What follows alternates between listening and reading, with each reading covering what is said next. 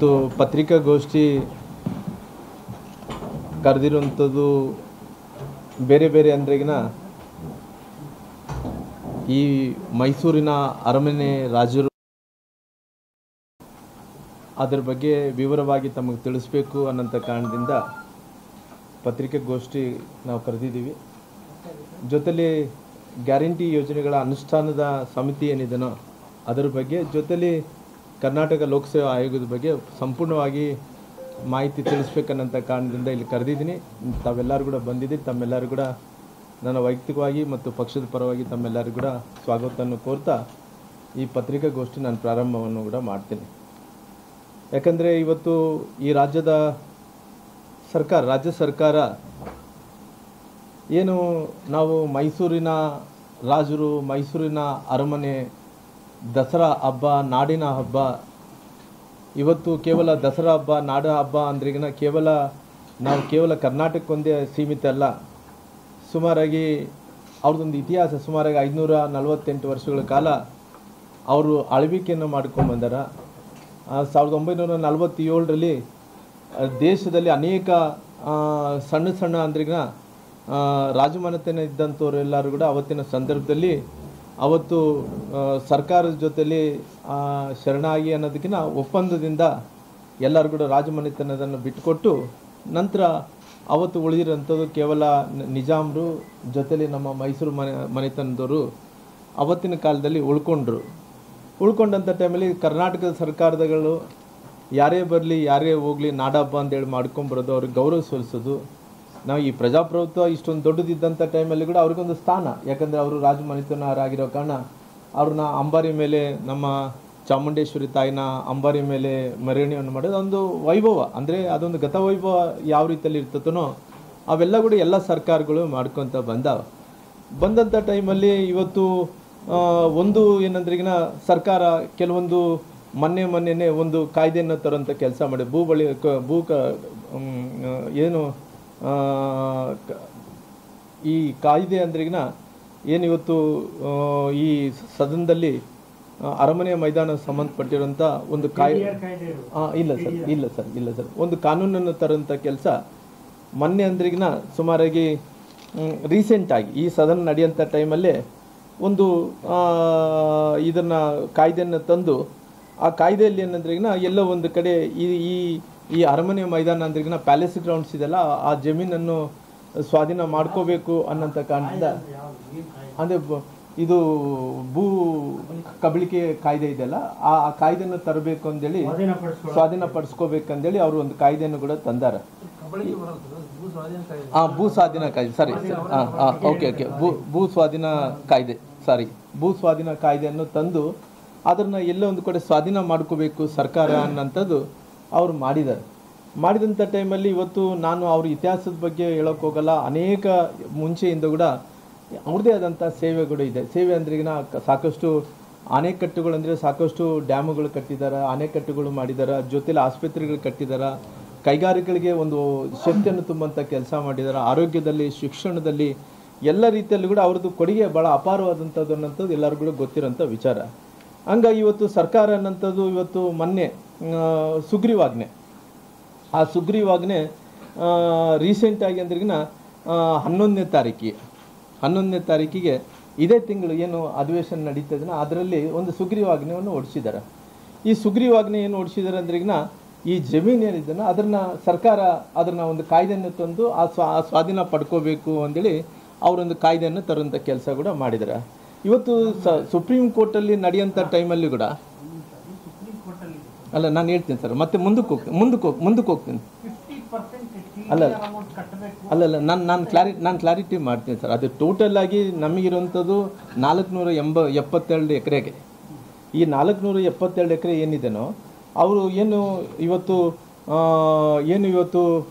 ರಾಜಕೀಯವಾಗಿ ದುರುದ್ದೇಶದಿಂದ ಈ ಬಿಲ್ಲು ಏಕಾಏಕಿಯಾಗಿ ತಂದು ಇವತ್ತು ಇದನ್ನು ಸ್ವಾಧೀನಪಡಿಸ್ಕೋಬೇಕು ಅಂದೇಳಿ ಸುಗ್ರೀವಾಜ್ಞೆ ಏನು ತಂದಿದ್ದಾರೋ, ಈ ತಂದಂಥ ಟೈಮಲ್ಲಿ ಎಲ್ಲೋ ಒಂದು ಕಡೆ ಸುಪ್ರೀಂ ಕೋರ್ಟಲ್ಲಿ ಕೂಡ ನಡೀತಾ ಇದೆ, ಇಲ್ಲ ಅನ್ನೋಕ್ಕೆ ಹೋಗಲ್ಲ. ಸುಪ್ರೀಂ ಕೋರ್ಟದಲ್ಲಿ ಅದು ನಡೆಯೋಂಥ ಟೈಮಲ್ಲಿ ಸುಪ್ರೀಂ ಕೋರ್ಟಲ್ಲಿ ಏನು ಹೇಳಿದೆ, ಅದನ್ನು ಇದನ್ನು ಡೇಟ್ ಕೂಡ ಫಿಕ್ಸ್ ಮಾಡಿದೆ. ಇವರು 11ನೇ ತಾರೀಕು ಕೊಟ್ಟಿದ್ದಾರೆ. ಇದೇ ತಿಂಗಳು 20ನೇ ತಾರೀಕಿಗೆ ಸುಪ್ರೀಂ ಕೋರ್ಟಲ್ಲಿ ಕೂಡ ಬರ್ತಾ ಇದೆ, ವಿಚಾರಣೆ ಬರ್ತಾ ಇದೆ. ನಾನು ಕ್ಲಾರಿಟಿ ಕೊಡ್ತೀನಿ. ಈ ಸುಪ್ರೀಂ ಕೋರ್ಟಲ್ಲಿ ಕೂಡ ಇವತ್ತು ವಿಚಾರಣೆ ಬರೋಂಥ ಟೈಮಲ್ಲಿ ಏಕಾಏಕಿಯಾಗಿ ಸುಗ್ರೀವಾಜ್ಞೆ ಓಡಿಸಿ ಈ ಸುಗ್ರೀವಾಜ್ಞೆ ಮೂಲಕ ಅವ್ರನ್ನ ಸ್ವಾಧೀನ ಮಾಡ್ಕೋಬೇಕು, ಅದನ್ನು ಕಾನೂನು ತರಬೇಕಂದೇಳಿ ಹೊರಟಿದ್ದಾರೆ. ಬಂದಂಥ ಟೈಮಲ್ಲಿ ನಮ್ಮ ನಿಲುವು ಏನಂತ ಹೇಳಿದ್ರೆ ಇವತ್ತು ಭಾಳಷ್ಟು ಸಾರಿ 1996ರಲ್ಲಿ ಕೂಡ ಇದೇ ರೀತಿಯಲ್ಲಿ ಕೂಡ 1997ರಲ್ಲಿ ಕೂಡ ಅವತ್ತಿದ್ದಂಥ ಪರಿಸ್ಥಿತಿಯಲ್ಲಿ ಏನಾಯಿತು, 1996ರಲ್ಲಿ 97ರಲ್ಲೂ ಅವತ್ತು ಕೂಡ ಸ್ವಾಧೀನ ಮಾಡ್ಕೋಬೇಕು ಅಂತೇಳಿ ಅವತ್ತು ಕೂಡ ಪ್ರಯತ್ನ ಮಾಡಿದಂಥ ಟೈಮಲ್ಲಿ ಅವತ್ತು ಸುಪ್ರೀಂ ಕೋರ್ಟ್ ಭಾಳ ಸ್ಪಷ್ಟವಾಗಿ ಹೇಳಿದೆ. ಏನು ಹೇಳಿದೆ, ಎಂಥ ಪರಿಸ್ಥಿತಿಯಲ್ಲಿ ಕೂಡ ಈ ಜಮೀನನ್ನು ತಾವು ಸ್ವಾಧೀನ ಮಾಡ್ಕೋಬೇಕು ಅನ್ನೋಂಥ ನಿರ್ಧಾರವನ್ನು ತೊಗೊಂಡಂಥ ಟೈಮಲ್ಲಿ ಸುಮಾರಾಗಿ 472 ಎಕರೆ ಏನಿದೆನೋ ಅವತ್ತು ಏನು ಹೇಳಿತು, ಅವತ್ತು ಸರ್ಕಾರ ಏನು ಹೇಳಿದೆ, ಅವತ್ತಿನ 96ರಲ್ಲಿ ಸರ್ಕಾರ ಒಂದು ರೇಟ್ ಫಿಕ್ಸ್ ಮಾಡಿದೆ. ಏನು ರೇಟ್ ಫಿಕ್ಸ್ ಮಾಡಿದೆ, 11 ಕೋಟಿ ರೂಪಾಯಿ ಕೊಡಬೇಕಂತೇಳಿ ಫಿಕ್ಸ್ ಮಾಡಿದೆ. ಈ 11 ಕೋಟಿ ಕೊಡಬೇಕನ್ನೋಂಥ ಟೈಮಲ್ಲಿ ಕೂಡ ಅವ್ರು ಏನು ಹೇಳಿದಾರೆ, ಎಂಥ ಪರಿಸ್ಥಿತಿಯಲ್ಲಿ ಕೂಡ ನಾವು ಇದನ್ನು ಒಪ್ಪಲ್ಲ ಅಂತೇಳಿ ಮತ್ತೆ ಪುನಃ ಕೋರ್ಟಿಗೆ ಹೋಗಿದ್ದಾರೆ. ಸುಪ್ರೀಂ ಕೋರ್ಟ್ಗೆ ಹೋದಂಥ 97ರಲ್ಲಿ 96ರಲ್ಲಿ ಅವತ್ತಿನ ಸಂದರ್ಭದಲ್ಲಿ ಯಾರು ಮುಖ್ಯಮಂತ್ರಿಗಳಿದ್ದರು ಅನ್ನೋದು ಗೊತ್ತಿದೆ. ಅವತ್ತು ದೇವೇಗೌಡರು ಮುಖ್ಯಮಂತ್ರಿಗಳಿದ್ದರು, ಉಪಮುಖ್ಯಮಂತ್ರಿಗಳು ಸನ್ಮಾನ್ಯ ಸಿದ್ದರಾಮಯ್ಯರು ಇದ್ದರು. ಇದ್ದಂಥ ಟೈಮಲ್ಲಿ ಕೂಡ ಅವರು 11 ಕೋಟಿ ರೂಪಾಯಿ ಕೊಡ್ತೀನಿ ಅಂದರೆ ಒಪ್ಪಲಾರ್ದಂತೆ ಅವತ್ತು ಸುಪ್ರೀಂ ಕೋರ್ಟ್ ಕೂಡ ಹೋದಂಥ ಟೈಮಲ್ಲಿ ಆ ಸುಪ್ರೀಂ ಕೋರ್ಟದಲ್ಲಿ ಏನು ಹೇಳ್ತದೆ, ಯಥಾಸ್ಥಿತಿ ಕಾಪಾಡಬೇಕು ಅನ್ನೋಂಥದ್ದು ಕೂಡ ಅವರು ಸುಪ್ರೀಂ ಕೋರ್ಟ್ ಒಂದು ಆದೇಶವನ್ನು ಕೂಡ ಕೊಡೋಂಥ ಕೆಲಸ ಮಾಡಿದೆ. ಕೊಟ್ಟಂಥ ಟೈಮಲ್ಲಿ ಕೂಡ ಅವತ್ತೇನಾಗಿದೆ, ಬಳ್ಳಾರಿ ರಸ್ತೆ ಇವತ್ತು ಏನು ಪ್ಯಾಲೇಸ್ ಗ್ರೌಂಡ್ ರಸ್ತೆ ಏನಿದೆನೋ ಅದು ಬಳ್ಳಾರಿ ರಸ್ತೆ, ಜಯಮಾಲ ಅದು ವೃತ್ತ ಇವೆಲ್ಲ ಕೂಡ ಇರೋ ಕಾರಣ, ದಟ್ಟವಾದಂಥ ಟ್ರಾಫಿಕ್ ಇರೋ ಕಾರಣ ಅದೇನು ಹೇಳುತ್ತೆ, 15 ಎಕರೆ ಜಮೀನು ಭೂಮಿ ಏನಿದೆನೋ ಅದನ್ನು ಸ್ವಾಧೀನ ಮಾಡ್ಕೊತ ಅಂತೇಳಿ ಸರ್ಕಾರ 2009ರಲ್ಲಿ ಅವತ್ತು ಒಂದು ತೀರ್ಮಾನ ತೊಗೊಂಡಂಥ ಟೈಮಲ್ಲಿ ಅವತ್ತು ಏನು ಸ್ಪಷ್ಟವಾಗಿ ಏನು ಹೇಳ್ತದೆ ಅಂದರೆ, ಅವತ್ತು ಈ ರೋಡ್ ಬಗಲಿಗಡೆ 15 ಎಕರೆ ಅಂದರೆ ಸುಮಾರು ಎಲ್ಲ ಸ್ಟೇಚಲ್ಲ 15 ಎಕರೆ ರೋಡ್ ಅಗಲೀಕರಣ ಮಾಡೋ ಸಲುವಾಗಿ ಅವತ್ತು 15 ಎಕರೆ ಸ್ವಾಧೀನ ಮಾಡ್ಕೋಬೇಕಂದ್ರೆ ಅವತ್ತು ಸರ್ಕಾರ ಏನು ಹೇಳುತ್ತೆ, TDR ಕೊಡ್ತೀವಿ ಅಂತೇಳಿ ಹೇಳ್ತಾರೆ. ಆ TDR ಕೊಡ್ತೀವಿ ಅಂತ ಹೇಳಿದಂಥ ಟೈಮಲ್ಲಿ ಅವತ್ತು 15 ಎಕರೆ 0.7 ಎಕರೆ ಪ್ರದೇಶ ಏನಿದೆನೋ 0.7 ಏನಿದೆನೋ ಆ ಪ್ರದೇಶಕ್ಕೆ ಅವತ್ತು ಏನು ಹೇಳುತ್ತೆ, ಅವತ್ತು ಸರ್ಕಾರ ಏನು ಹೇಳುತ್ತೆ ಅಂದ್ರೆ, ಈಗ ಅವತ್ತು ಸರ್ಕಾರ ಅಲ್ಲ, ಅವತ್ತು ಸುಪ್ರೀಂ ಕೋರ್ಟ್ ಏನು ಹೇಳ್ತಂದರೆ ಅಷ್ಟು ಜಮೀನು ತೊಗೊಂಡೋಗಿದ್ರೆ 3,000 ಕೋಟಿ ರೂಪಾಯಿ ಹತ್ತಿರ ಕೊಡಬೇಕು ಅನ್ನೋಂಥ ತೀರ್ಮಾನವನ್ನು ಸರ್ಕಾರ ಇದು ಕೋರ್ಟ್ ತೊಗೊತದೆ. ಆ ಕೋರ್ಟ್ ಕೊಡೋಂಥ ಟೈಮಲ್ಲಿ ಅವತ್ತು TDR 3,000 ಕೋಟಿ ಕೊಡಬೇಕಂದ್ರೆ TDR ಅವತ್ತು ಕೊಡಬೇಕಾಗುತ್ತೆ. ಈ TDR ಕೊಡಬೇಕಂತ ಹೇಳಿದ್ರಿಗಿನ ಅವತ್ತು ಏನು ಮಾಡ್ತದೆ, ಎಂಥ ಪರಿಸ್ಥಿತಿಯಲ್ಲಿ ಕೂಡ ಸರ್ಕಾರ ಕೊಡಲಿಕ್ಕಾಗಲ್ಲ, ಹಂಗೆ ಮುಂದುವರಿಸ್ಕೊತ ಹೋಗುತ್ತೆ. ಮುಂದುವರಿಸ್ಕೊಂಡು ಹೋದಂಥ ಟೈಮಲ್ಲಿ ಕೂಡ ಅವತ್ತು ಸುಪ್ರೀಂ ಕೋರ್ಟ್ ಭಾಳ ಸ್ಪಷ್ಟವಾಗಿ ಹೇಳುತ್ತೆ, ನೀವೇನ ಇನ್ನು ಮುಂದೆ ಸರ್ಕಾರ ಸ್ವಾಧೀನ ಮಾಡ್ಕೋಬೇಕಂದೇಳಿ ಮುಂದೆ ಹೋದಂಥವ್ರಿಗನ ಅಕಸ್ಮಿತವಾಗಿ ನೀವು ಡೆಪಾಸಿಟ್ ಮಾಡಬೇಕು, 3,400 ಕೋಟಿ ರೂಪಾಯಿ ಡೆಪಾಸಿಟ್ ಮಾಡಬೇಕು, TDR ಹಣನೇ ಇಷ್ಟ ಆಗುತ್ತೆ ಅಂತೇಳಿ ಅವತ್ತು ಠೇವಣಿ ಇಡಬೇಕಂತೇಳಿ ಸುಪ್ರೀಂ ಕೋರ್ಟ್ ಆದೇಶವನ್ನು ಕೂಡ ಕೊಡ್ತದೆ. ಆದೇಶವನ್ನು ಕೊಟ್ಟಂಥ ಟೈಮಲ್ಲಿ ಕೂಡ ಅವರು ಮುಂದಕ್ಕೂ ಏನು ಮಾಡ್ತಾರೆ, ಅವರು ಮತ್ತೆ ಪುನಃ ಕೋರ್ಟ್ಗೆ ಹೋದಂಥ ಟೈಮಲ್ಲಿ ಕೂಡ ಎಲ್ಲ ಅವ್ರ ಪರವಾಗಿ ಇವ್ರ ಪರವಾಗಿ ಎಲ್ಲ ರೀತಿಯಲ್ಲೂ ಕೂಡ ಕೇಳ್ಕೊಂಡು ಕೂಡ ಏನು ಮಾಡ್ತಾರೆ, ಸುಪ್ರೀಂ ಕೋರ್ಟಲ್ಲಿ ಒಂದು ಡಿಸಿಷನ್ ಬರುತ್ತೆ, ಒಂದು ತೀರ್ಪು ಕೊಡಬೇಕು, ಏನನ್ನ ಮುಂದೆ ಏನು ಮಾಡಬೇಕು ಅನ್ನೋಂಥ ತೀರ್ಪು ಕೊಡಬೇಕು ಅನ್ನೋಂಥ ತೀರ್ಮಾನ ತೊಗೊಂಡಂಥ ಟೈಮಲ್ಲಿ ಅವ್ರು ಏನು ಮಾಡ್ತಾರೆ, ಅವರು ಎಲ್ಲ ಒಂದು ಕಡೆ 20ನೇ ತಾರೀಕಿಗೆ ಕೇಸ್ ಬರ್ತದೆ ಒಂದೇ ಕಾರಣದಿಂದ ಇವತ್ತು ಸುಗ್ರೀವಾಜ್ಞೆ ಓಡಿಸಿ ಆ ಸುಗ್ರೀವಾಜ್ಞೆ ಮೂಲಕ ಆ ಜಮೀನು ಏನಿದೆ ಸ್ವಾಧೀನ ಮಾಡ್ಕೋಬೇಕಂತೇಳಿ ಹೊರಟಂಥ ಟೈಮಲ್ಲಿ ನಮ್ಮ ವಾದ ಇಷ್ಟೇ. ಯಾಕಂದರೆ ಇವತ್ತು ರಾಜಮನೆತನ ಅಂದ ತಕ್ಷಣ ಭಾಳಷ್ಟು ಒಂದು ದೊಡ್ಡವಾದಂಥ ಗೌರವ ಇರೋಂಥ ರಾಜಮನೆತನಕ್ಕೆ ಎಲ್ಲ ಪೊಲಿಟಿಕಲ್ ಪಾರ್ಟೀಸ್ ಗೌರವನ ಕೊಡೋಂಥ ಟೈಮಲ್ಲಿ ಇವತ್ತು ಎಲ್ಲೋ ಒಂದು ಕಡೆ ನಮ್ಮ ಯದುವೀರರು ಅಲ್ಲಿ ಲೋಕಸಭಾ ಸದಸ್ಯರಾಗಿ ಅವರು MP ಆಗಿ ಕೂಡ ಕಾರ್ಯನಿರ್ವಹಿಸ್ತಾ ಇದ್ದಾರೆ. ಇದ್ದಂಥ ಟೈಮಲ್ಲಿ ಕೇವಲ ಪೊಲಿಟಿಕಲ್ ಆಗಿ ದೇಶದ ಸಲುವಾಗಿ ಇವತ್ತು ಎಲ್ಲೋ ಒಂದು ಕಡೆ ರಾಜಮನೆತನದಲ್ಲಿದ್ದಂಥವ್ರು ಪೊಲಿಟಿಕಲ್ ಪಾರ್ಟಿಯಲ್ಲಿ ಅವರು BJPಯಿಂದ ಅವರು ನಿಂತು ಗೆದ್ದಿರೋ ಕಾರಣ ಒಂದೇ ಒಂದು ದ್ವೇಷದ ರಾಜಕಾರಣಕ್ಕೋಸ್ಕರವಾಗಿ ಇವತ್ತು ಈ ರೀತಿ ಅವ್ರಿಗೆ ತೊಂದರೆ ಕೊಡೋಂಥ ಕೆಲಸ ಏನಿದೆ ಅದು ತೀವ್ರವಾಗಿ ನಾವು ವಿರೋಧ ಮಾಡೋಂಥ ಕೆಲಸ ಕೂಡ ಮಾಡ್ತೀವಿ. ಅದ್ರ ಜೊತೆಲಿ ವಿರೋಧ ಅಂದ್ರಿಗಿನ ಇವತ್ತು ಎಲ್ಲರೂ ಕೂಡ ಇವತ್ತು ಎಲ್ಲ ವಿಚಾರಗಳನ್ನು ತೊಗೊಂಡಂಥ ಟೈಮಲ್ಲಿ ಕೂಡ ಇವತ್ತು ಒಂದು ರೀತಿ ಅವರು ಸಂಸದರು ಕೂಡ ಹೇಳಿದ್ರು, ನೋಡಿ ಇದು ಏನೇ ಇದ್ರೂ ಕೂಡ ಕೋರ್ಟಲ್ಲಿ ನಡೀತಾ ಇದೆ, ಕೋರ್ಟಲ್ಲಿ ನಡೆಯುವಂಥ ಟೈಮಲ್ಲಿ ಸ್ವಲ್ಪ ನೀವೆಲ್ಲರೂ ಕೂಡ ತಾಳ್ಮೆ ಇರಬೇಕಾಗುತ್ತೆ. ಸರ್ಕಾರಗಳು ಈ ರೀತಿ ಸುಗ್ರೀವಾಜ್ಞೆ ಓಡಿಸೋದು ಇನ್ನೊಂದು ಮಾಡೋದು ಹೋದ್ರಿಗಿನ ಅದು ನೋಡೋಕೆ ಸರಿ ಕಾಣಲ್ಲ. ನಮ್ಮನ್ನೆಲ್ಲರೂ ಕೂಡ ಇವತ್ತು ರಾಜಮನೆತನರು ಅಂತೇಳಿ ಎಷ್ಟೋ ವರ್ಷಗಳ ಕಾಲ ಇದು ಈ ರಾಜ್ಯವನ್ನು ಆಳಿವನ್ನಂಥ ಕಾರಣದಿಂದ ನಮ್ಗೆ ಗೌರವವನ್ನು ಕೊಟ್ಕೊತ ಬಂದಾರ. ಇವತ್ತು ಕೂಡ ನಮಗೆ ದಸರಾ ಉತ್ಸವ ಅದಕ್ಕೆ ನಮಗೆ ಒಂದು ರೀತಿ ನಮಗೆ ಎಷ್ಟು ಗೌರವ ಅಂದ್ರಿಗಿನ ಯಾವೊಬ್ಬ ಪ್ರಧಾನಮಂತ್ರಿಗಳಿಗೆ ಮುಖ್ಯಮಂತ್ರಿಗಳಿಗೆ ಎಷ್ಟು ಗೌರವವನ್ನು ಕೊಡ್ತಾರೆ ಅದೇ ರೀತಿ ಗೌರವವನ್ನು ಕೊಟ್ಕೊತ ಬಂದ್ರಿ. ಈ ನಾಡಿನಲ್ಲಿ ರಾಜರು ಅಂದ ತಕ್ಷಣ ಒಂದು ಮನೆತನ ಅಂದ ತಕ್ಷಣ ಅವ್ರ ಗೌರವವನ್ನು ಜೊತೆ ಅವ್ರಿಗೆ ರಾಜರಿಗೆ ಯಾವ ರೀತಿಯಲ್ಲಿ ಗೌರವ ಕೊಟ್ಕೊತ ಬಂದ್ರಿ. ಇವತ್ತು ಏಕಾಏಕಿಯಾಗಿ ತಾವು ಈ ರೀತಿ ನಿರ್ಧಾರ ಮಾಡೋದ್ರಿಂದ ಸುಗ್ರೀವಾಜ್ಞೆ ಓಡಿಸೋದ್ರಿಂದ ಇದು ಸರಿಯಲ್ಲ ಅನ್ನೋಂಥದ್ದು ಕೂಡ ಒಂದು ತೀರ್ಮಾನ ಕೂಡ ಇದೆ. ಅದೇ ರೀತಿಯಲ್ಲಿ ಕೂಡ ಅವರು ಒಂದು ಸರಿ ಈ ಜನವರಿಯಲ್ಲಿ 23ರಲ್ಲಿ ಕೂಡ ಅಲ್ಲಿ ಸಚಿವ ಸಂಪುಟದಲ್ಲಿ ತೊಗೊಂಡೋದಂಥ ಸಂದರ್ಭದಲ್ಲಿ ಕೂಡ ಅವ್ರು ಸಚಿವ ಸಂಪುಟದಲ್ಲಿ ಕೂಡ ಕೆಲವು ಮಂದಿ ಒಪ್ಪಿಗೆ ಕೂಡ ಕೊಡಲ್ಲ. ಎಲ್ಲ ಒಂದು ಕಡೆ ಮುಖ್ಯಮಂತ್ರಿಗಳು ಬೇರೆ ತೊಗೊಂಡು ಇದನ್ನು ಹೆಂಗನ ಮಾಡಲೇಬೇಕನ್ನಂಥ ಕಾರಣದಿಂದ ಅವರು ಸಂಪುಟದಿಂದ ಕೂಡ ಒಂದು ತೀರ್ಮಾನವನ್ನು ತೊಗೊಂಡು ಬಂದಂಥ ಟೈಮಲ್ಲಿ ಕೂಡ ನಮ್ಮದು ಏನಂತ ಹೇಳೋಣ, ಇವತ್ತು ಇದಕ್ಕೋಸ್ಕರವಾಗಿ TDR ಸಲುವಾಗಿ ನೀವು ಇಷ್ಟೊಂದು ದೊಡ್ಡ ರಾದ್ಯಂತ ಮಾಡ್ತಾಯಿದ್ರಿ. ಇವತ್ತು ನಾನು ಹೇಳ್ತೀನಿ, ಯಾಕಂದರೆ ಇವತ್ತು ಮೂಡಾ ಕೇಸ್ ವಿಚಾರಣೆ ಆಗ್ತದೆ. ಈ ಮೂಡಾ ಕೇಸ್ ವಿಚಾರಣೆಯಲ್ಲಿ ನಿಮಗೇನು ಇವತ್ತು ಇಷ್ಟೊಂದು ದೊಡ್ಡ ರಾದ್ಯಂತ ಆಗೋಂಥ ಟೈಮಲ್ಲಿ ನಿಮಗೆ ಹತ್ತಿರ 15 ಸೈಟು 20 ಸೈಟು ಗೊತ್ತಿಲ್ಲ, ನನಗೆ ಕ್ಲಿಯರ್ ಆಗಿಲ್ಲ. 14 ಸೈಟ್ಗಳು. ಈ 14 ಸೈಟ್ಗಳಿಗೆ ತಾವು ಎಷ್ಟು TDR ಕೇಳ್ತಾಯಿದ್ರಿ? ಹತ್ತಿರ 60 ಕೋಟಿ ಕೇಳ್ತಾಯಿದ್ರಲ್ಲ, 60 ಕೋಟಿನ 70 ಕೋಟಿನ ಕೇಳ್ತಾಯಿದ್ರಿ, 60 ಕೋಟಿ ಕೇಳ್ತಾಯಿದ್ರಿ.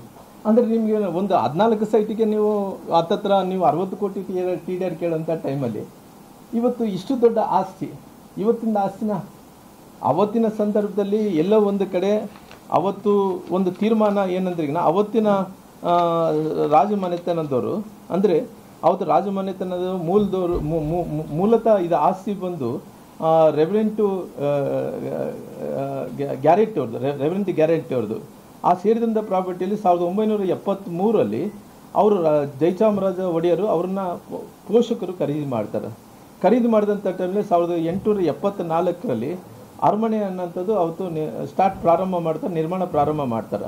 ಮುಕ್ತಾಯ ಆಗಿರೋದು 1878ರಲ್ಲಿ ಮುಕ್ತಾಯ ಆಗುತ್ತೆ.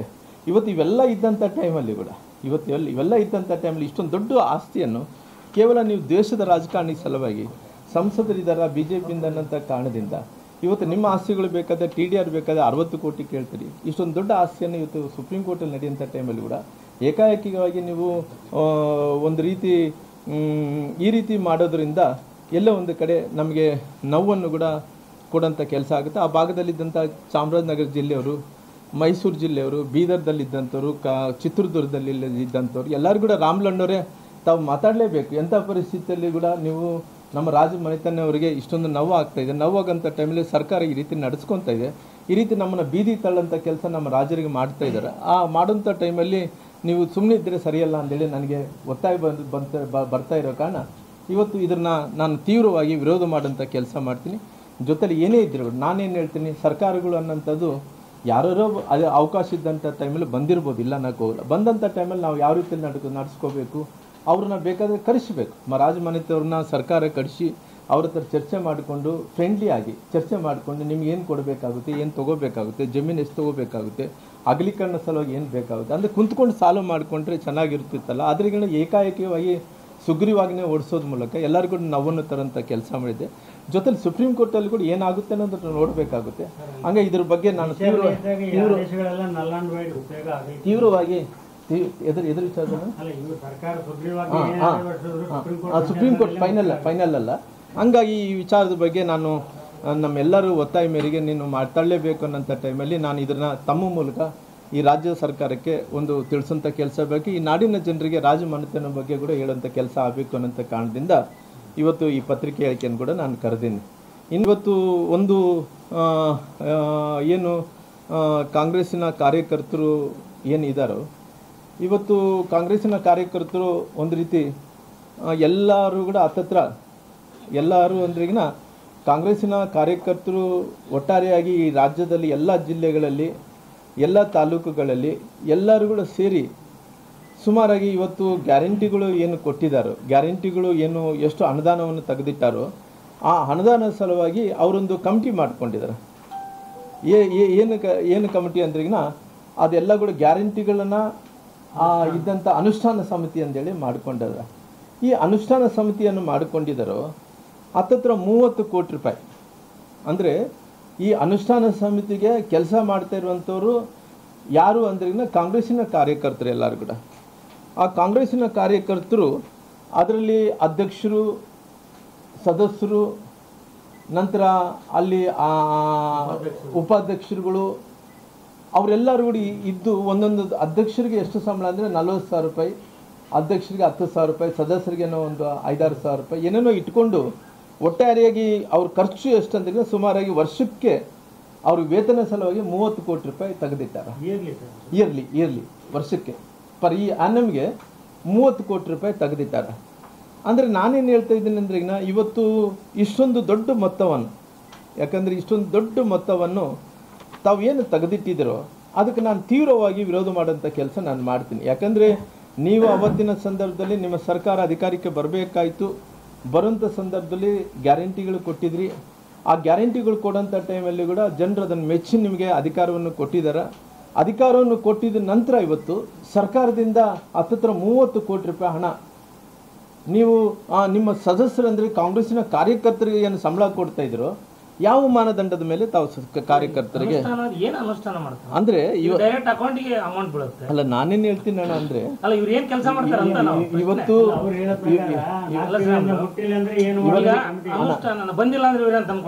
ಏನು ಕೊಡಕ್ಕಾಗಲ್ಲ ಅಣ್ಣ, ಏನು ಮಾಡಕ್ಕಾಗಲ್ಲ ಅಣ್ಣ. ಹೌದೌದು ನಾನೇನು ಹೇಳ್ತೀನಿ ಅಂದ್ರೆ ನಾನು ಒಂದು ನಾನು ಇದ್ರ ಕ್ಲಾರಿಟಿ ಮಾಡ್ತೀನಿ ಅಣ್ಣ, ನಾನು ಕ್ಲಾರಿಟಿ ಮಾಡ್ತೀನಿ. ಇವಾಗ ಅದಕ್ಕೆ ನಾನು ಮುಂದಕ್ಕೆ ಅದಕ್ಕೆ ಬರ್ತೀನಿ ನಾನು. ಯಾಕಂದ್ರೆ ಇವತ್ತು ಏನಾಗಿದೆ, ಕಾರ್ಯಾಂಗದಲ್ಲಿ ಎಲ್ಲಿ ಕೂಡ ಅವಕಾಶ ಇಲ್ಲ. ಈ ಕಾರ್ಯಾಂಗದಲ್ಲಿ ಅವಕಾಶ ಇಲ್ಲಾರ್ದಂಥ ಟೈಮಲ್ಲಿ ಕೂಡ ತಾವು ಅವಕಾಶವನ್ನು ಮಾಡಿಕೊಂಡಿದ್ರಿ. ಸದನದಲ್ಲಿ ಇವತ್ತೇನು ಕೊಟ್ಟರೆ ಏನು ತಪ್ಪನ್ನಂತ ಉಪಮುಖ್ಯಮಂತ್ರಿಗಳು ಮಾತಾಡ್ತಾರೆ. ಆದರೆ ಸರ್ಕಾರಿ ನೌಕರಿ ಮಾಡ್ತಾ ಇದ್ದಂಥ ಕೆಲಸಗಾರ ಪರಿಸ್ಥಿತಿ ಅವ್ರದ್ದೇನು ಕೆಲಸ? ಇವತ್ತು ಪ್ರತಿ ಗ್ರಾಮದಲ್ಲಿದ್ದಂಥ ಆಶಾ ಕಾರ್ಯಕರ್ತರು, ಅಂಗನವಾಡಿ ಕಾರ್ಯಕರ್ತರು, ಸೆಕ್ರೆಟರಿಗಳು, ಕಾರ್ಯದರ್ಶಿಗಳು, ಪಂಚಾಯತಿದಲ್ಲಿ PDO ಎಲ್ಲರೂ ಕೂಡ ಅವ್ರ ಕೆಲಸ ಏನು ಅದನ್ನೇ ತಿಳಿಸ್ಬೇಕಲ್ಲ. ಇವತ್ತು ಎಲ್ಲೋ ಒಂದು ಕಡೆ ನೀವು ಏನು ಇವತ್ತು KPSS ಮೂಲಕ ಅಂದರೆ ಕರ್ನಾಟಕ ಪ್ರದೇಶ ಕಾಂಗ್ರೆಸ್ ಪಾರ್ಟಿಯಿಂದ ತಾವೆಲ್ಲರೂ ಕೂಡ ಸದಸ್ಯರು ತಮಗೆ ಬೇಕಾದಂಥ ಅಧ್ಯಕ್ಷರು ಮಾಡಿಕೊಂಡು ಸರ್ಕಾರದಿಂದ ತಾವು ಏನು ಅನುಷ್ಠಾನ ಸಮಿತಿಯ ಗ್ಯಾರಂಟಿದ ಅನುಷ್ಠಾನ ಸಮಿತಿ ಮಾಡಿಕೊಂಡು ಸುಮಾರಿಗೆ 30 ಕೋಟಿ ರೂಪಾಯಿ ಅನುದಾನವನ್ನು ಅವ್ರಿಗೆ ಇವತ್ತು ಸಂಬಳ ರೀತಿಯಲ್ಲಿ ಕೊಡ್ತಾ ಇದರಿಂದ್ರಿಗಿನ ಈ ಸಂಬಳ ರೂಪದಲ್ಲಿ ಕೊಡೋಂಥ ಟೈಮಲ್ಲಿ ಇವರು ಯಾವ ರೀತಿಯಲ್ಲಿ ಇವತ್ತು ಆ ಸಂವಿಧಾನ ಅಂದ್ರಿಗಿನ ಬಾಬಾ ಸಾಹೇಬ್ ಅಂಬೇಡ್ಕರ್ ಬರೆದಂಥ ಸಂವಿಧಾನಕ್ಕೆ ಈ ಪ್ರಜಾಪ್ರಭುತ್ವತೆಗೆ ಇವತ್ತು ಎಲ್ಲ ರೀತಿಯಲ್ಲಿ ಕೂಡ ಸಾಮಾಜಿಕ ನ್ಯಾಯ ಅಂದಂತ ಹೇಳಿದಂಥ ನಾಯಕರು ಇವತ್ತು ಯಾವ ಸಾಮಾಜಿಕ ನ್ಯಾಯ ಕೊಡಿಸಿದ್ರಿ ಹೇಳಲ್ಲ? ನೀವು ಹೇಳ್ತಿರಲ್ಲಪ್ಪ ಸಾಮಾಜಿಕ ನ್ಯಾಯ ಅಂದ್ರಿಗಿನ ಎಷ್ಟು ಸಾಮಾಜಿಕ ನ್ಯಾಯದಲ್ಲಿ ಎಷ್ಟು ಮಂದಿ SCಗಳು ಕೊಟ್ಟಿದ್ರಿ, ಎಷ್ಟು ಮಂದಿ STಗಳು ಕೊಟ್ಟಿದ್ರಿ, ಎಷ್ಟು ಮಂದಿ OBCಗಳು ಕೊಟ್ಟಿದ್ರಿ, ಇವೆಲ್ಲ ಕೂಡ ಸಾಮಾಜಿಕ ನ್ಯಾಯ ಎಲ್ಲ ಕೆಳಗಡೆ ಬರಬೇಕಾದ ಅವೆಲ್ಲ ಲಿಸ್ಟ್ ಕೊಟ್ರಲ್ಲ. ಇವತ್ತು ಎಲ್ಲವನ್ನು ಕೂಡ ತಾವೇ ಗಾಳಿಗೆ ತೂರ್ತೀರಿ. ಇವತ್ತು ಸಂವಿಧಾನ ಅಂತೀರಿ, ಸಂವಿಧಾನದಲ್ಲಿದ್ದಂಥ ಸಾಮಾಜಿಕ ನ್ಯಾಯವನ್ನು ಕಾಪಾಡಕ್ಕೋಣಕ್ಕಾಗಲ್ಲ. ಎಷ್ಟು ಮಂದಿ ಇವತ್ತು ಈ ರಾಜ್ಯದಲ್ಲಿ ಅನುಷ್ಠಾನ ಸಮಿತಿ ಮಾಡಿಕೊಂಡು ಎಷ್ಟು ಮಂದಿ ಇವತ್ತು ಅವ್ರಿಗೆ ಇವತ್ತು ಸಾಮಾಜಿಕ ನ್ಯಾಯದಲ್ಲಿ ಕೆಲಸವನ್ನು ಕೊಟ್ಟಿದ್ರಿ. ಅಕಸ್ಮಾತ್ವಾಗಿ ಒಬ್ಬ ಸರ್ಕಾರಿ ನೌಕರ TADA ಕ್ಲೇಮ್ ಮಾಡ್ಕೋಬೇಕಾದ್ರೆ ಅವ್ರದ್ದು ಪ್ರೊಸೀಜರ್ ಇರ್ತಾ, ಪ್ರೊಸೀಜರ್ ಪ್ರಕಾರ ಓದಂಥ ಟ್ರಾವೆಲಿಂಗ್ ಅಲೌನ್ಸ್ ಇತ್ತು, ಟಿಕೆಟ್ಸ್ ಕೊಡಬೇಕು, ರೂಮಲ್ಲಿ ಇದ್ದಂಥದ್ದು ಕೊಡಬೇಕು, ಅವ್ರಿಗೆ ಏನೇನು ವ್ಯವಸ್ಥೆ ಇದೆ ನಾವೆಲ್ಲ ಕೊಡಬೇಕು. ಎಲ್ಲವನ್ನು ಕೂಡ ಬಿಟ್ಟು ಇವತ್ತು ಈ ರೀತಿ ನೀವು ಮಾನದಂಡನೆ ಮಾಡಿಕೊಂಡು ಈ ರೀತಿ ಎಲ್ಲೊಂದು ಕಡೆ ಪತ್ರದ ಮೂಲಕ ಇವತ್ತು ನಾವು ಏನು ಹೇಳಿದ್ದೆ ನಡೀತದೆ ಅನ್ನೋಂಥ ಕಾರಣದಿಂದ ತಾವು ಏನು ಇವತ್ತು ಈ ರೀತಿ ಮಾಡಿದ್ರು ಬಹಳಷ್ಟು ನೋವಿನ ಸಂಗತಿ. ಹಂಗಾಗಿ ಅಲ್ಲ ಇದು ಮಾಡಿರೋದೇ ಯಾವುದೇ ನಿಯಮಾವಳಿಗಳಲ್ಲಿ ಇಲ್ಲ, ಯಾವುದು ಕಾನೂನಲ್ಲಿ ಕೂಡ ಇವ್ರನ್ನ ಸರ್ಕಾರಿ ರೊಕ್ಕ ಸರ್ಕಾರಿ ನೌಕರಸ್ಥರು ಕೊಟ್ಟರೆ ಬರಲ್ಲ. ಸರ್ಕಾರಿ ನೌಕರಸ್ಥರನ್ನ ನಾವು ಮಾಡ್ಕೋಬೇಕಂದ್ರೆ ಏನು ಮಾನದಂಡ ಇರಬೇಕು, ಏನಿರ್ಬೇಕು, ಅವ್ರ ಕ್ವಾಲಿಫಿಕೇಶನ್ ಏನಿರಬೇಕು, ಇವತ್ತು ನೇಮಕಾತಿಗಳಿಗೆ ಯಾವ್ಯಾವ ಮೀಸಲಾತಿ ಏನಿರಬೇಕು ಅವೆಲ್ಲ ಕೂಡ ಪಾಲಿಸಬೇಕಾಗುತ್ತಲ್ಲ,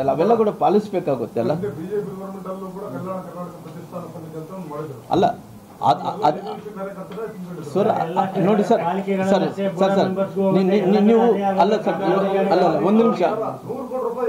ಒಂದು ನಿಮಿಷ ನಾನು ಕ್ಲಾರಿಟಿ ಮಾಡ್ತೀನಿ. ಇವತ್ತು ನಾನು ಪತ್ರಿಕೆಗಳು ಕೂಡ ಕನ್ನಡಪ್ರಭ ಪೇಪರ್ದಲ್ಲಿ ನೋಡ್ತಾ ಇದ್ದೆ, ಮುಖ್ಯಮಂತ್ರಿಗಳು ಏನು ಹೇಳಿಕೆ ಕೊಟ್ಟಿದ್ದಾರಾ, ನೀವು ಎಲ್ಲೋ ಒಂದು ಕಡೆ ಮಹಾರಾಷ್ಟ್ರದಲ್ಲಿ ಕಾರ್ಯದರ್ಶಿಗಳಿಗೆ ನೇಮಿಸಿಲ್ಲ ಅಂತ ಹೇಳ್ತಾರೆ. ಅದ್ರ ಜೊತೆ ನಿಮ್ಮನ್ನೆಲ್ಲ ಕೂಡ ಲಿಂಕ್ ಆಗ್ತಾ ನಾನು ಅದು ಹೇಳ್ತೀನಿ. ಯಾಕಂದರೆ ಇವತ್ತು ಸಂವಿಧಾನದಲ್ಲಿದ್ದಂಥ ಯಾವೇ ನಿಗಮಗಳು ಎಷ್ಟು ನಿಗಮಗಳಿದ್ದಾವೆ ಅವೆಲ್ಲ ಕೂಡ ಸಂವಿಧಾನದಲ್ಲಿ ಇರೋ ಕಾರಣ ಅವರೆಲ್ಲ ಕೂಡ ನಿಗಮ ಮಾಡ್ಕೊಂಡು ಅಧ್ಯಕ್ಷರು ಮಾಡ್ಕೊಂಡು ಸದಸ್ಯರು ಮಾಡ್ಕೊಂಡಿದ್ದಾರೆ.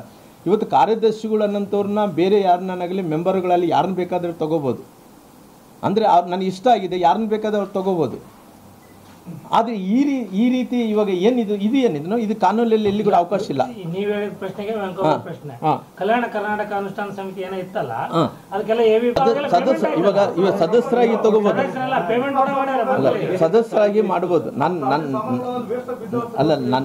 ನನಗಿರುವಂಥ ಮಾಹಿತಿ ಪ್ರಕಾರ ನಾನಿರುವಂಥ ಮಾಹಿತಿ ಪ್ರಕಾರ ತಾವು ಏನು ಈ ಕಲ್ಯಾಣ ಕರ್ನಾಟಕ ಏನು ಸಮಿತಿಗಳು ಸದಸ್ಯರೇನಿದ್ದು ಆ ಸದಸ್ಯರೆಲ್ಲರೂ ಕೂಡ AVP ಅವರು ಅದು ಬೇರೆ. ಅದು ಬೇರೆ. ಯಾಕಂದ್ರೆ ಇವಾಗ ಏನಿದೆನೋ ಅದೆಲ್ಲ ಕೂಡ ಕಾನ್ಸ್ಟಿಟ್ಯೂಷನ್ ಇದ್ದಂಥ ಪವರ್ಸ್ನ ಉಪಯೋಗ ಮಾಡ್ಕೊಂಡು ಮಾಡಿರೋದು ಬಿಟ್ಟರೆ ಈ ಕಾನ್ಸ್ಟಿಟ್ಯೂಷನ್ ಬಿಟ್ಟು ಮಾಡಿರೋಂಥದ್ದು ಅಲ್ಲ, ಸದಸ್ಯರು ಮಾಡಕ್ಕಿರಲ್ಲ. ಅಲ್ಲಲ್ಲ, ನೀವು ಕಲ್ಯಾಣ ಕರ್ನಾಟಕ ಸಮಿತಿ ಕಾನ್ಸ್ಟಿಟ್ಯೂಷನ್ ಅಲ್ಲಲ್ಲ, ಅದು ಅಲ್ಲಲ್ಲ ಗ್ಯಾರಂಟಿ ಸಮಿತಿ ಅಲ್ಲ. ನನಗೆ ಅದ್ರ ಬಗ್ಗೆ ಸರಿಯಾದಂಥ ಮಾಹಿತಿ ಇಲ್ಲ. ಅದ್ರ ಬಗ್ಗೆ ನಾನು ತಿಳ್ಕೊಂಡು ಹೇಳ್ತೀನಿ. ಯಾಕಂದ್ರೆ ಇವತ್ತು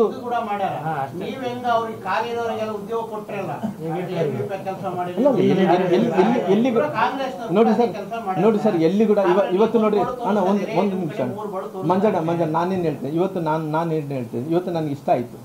ಇವತ್ತು ನಾನೊಬ್ಬ ಮುಖ್ಯಮಂತ್ರಿ ಅನ್ಕೊಳ್ರಿ, ನನಗೆ ಇಷ್ಟ ಆಯಿತು, ನಿಮ್ಮನ್ನ ಪೊಲಿಟಿಕಲ್ ಸೆಕ್ರೆಟರಿ ಆಗಿ ತಗೋಬಹುದು, ಸಲಹೆಗಾರಾಗಿ ತಗೋಬಹುದು. ದಟ್ ಈಸ್ ಡಿಫ್ರೆಂಟ್ ಸಬ್ಜೆಕ್ಟ್ ಅಣ್ಣ. ಇವತ್ತು ಎಲ್ಲೊಂದು ಕಡೆ ಮಹಾರಾಷ್ಟ್ರದಲ್ಲಿ ಯಾರೊಬ್ಬರು ಕಾರ್ಯದರ್ಶಿಯನ್ನ ಅವ್ರು ಮುಖ್ಯಮಂತ್ರಿಗಳು ಆಸೀರ್ಕೊಂಡು ಯಾರು ಬೇಕಾದ್ರೆ ಆಯ್ಕೆ ಮಾಡಿ, ಇವತ್ತು ಯಾರೋ ಒಬ್ಬರು ಮುಖ್ಯಮಂತ್ರಿಗಳಿದಾರಲ್ಲ ಅವ್ರನ್ನ ಕಾರ್ಯದರ್ಶಿಗಳಾಗಿ ಮಾಡ್ಕೋದು, ಪೊಲಿಟಿಕಲ್ ಅಡ್ವೈಸರ್ ಅದು ಬೇರೆ ಅಣ್ಣ, ಅದು ಬೇರೆ ಇದು ಬೇರೆ. ನಾನೇನು ಹೇಳ್ತಾ ಇದ್ದೀನಿ, ಇದು ಸಂವಿಧಾನದಲ್ಲಿ ಇದ್ದರಂಥ ಹುದ್ದೆಗಳು.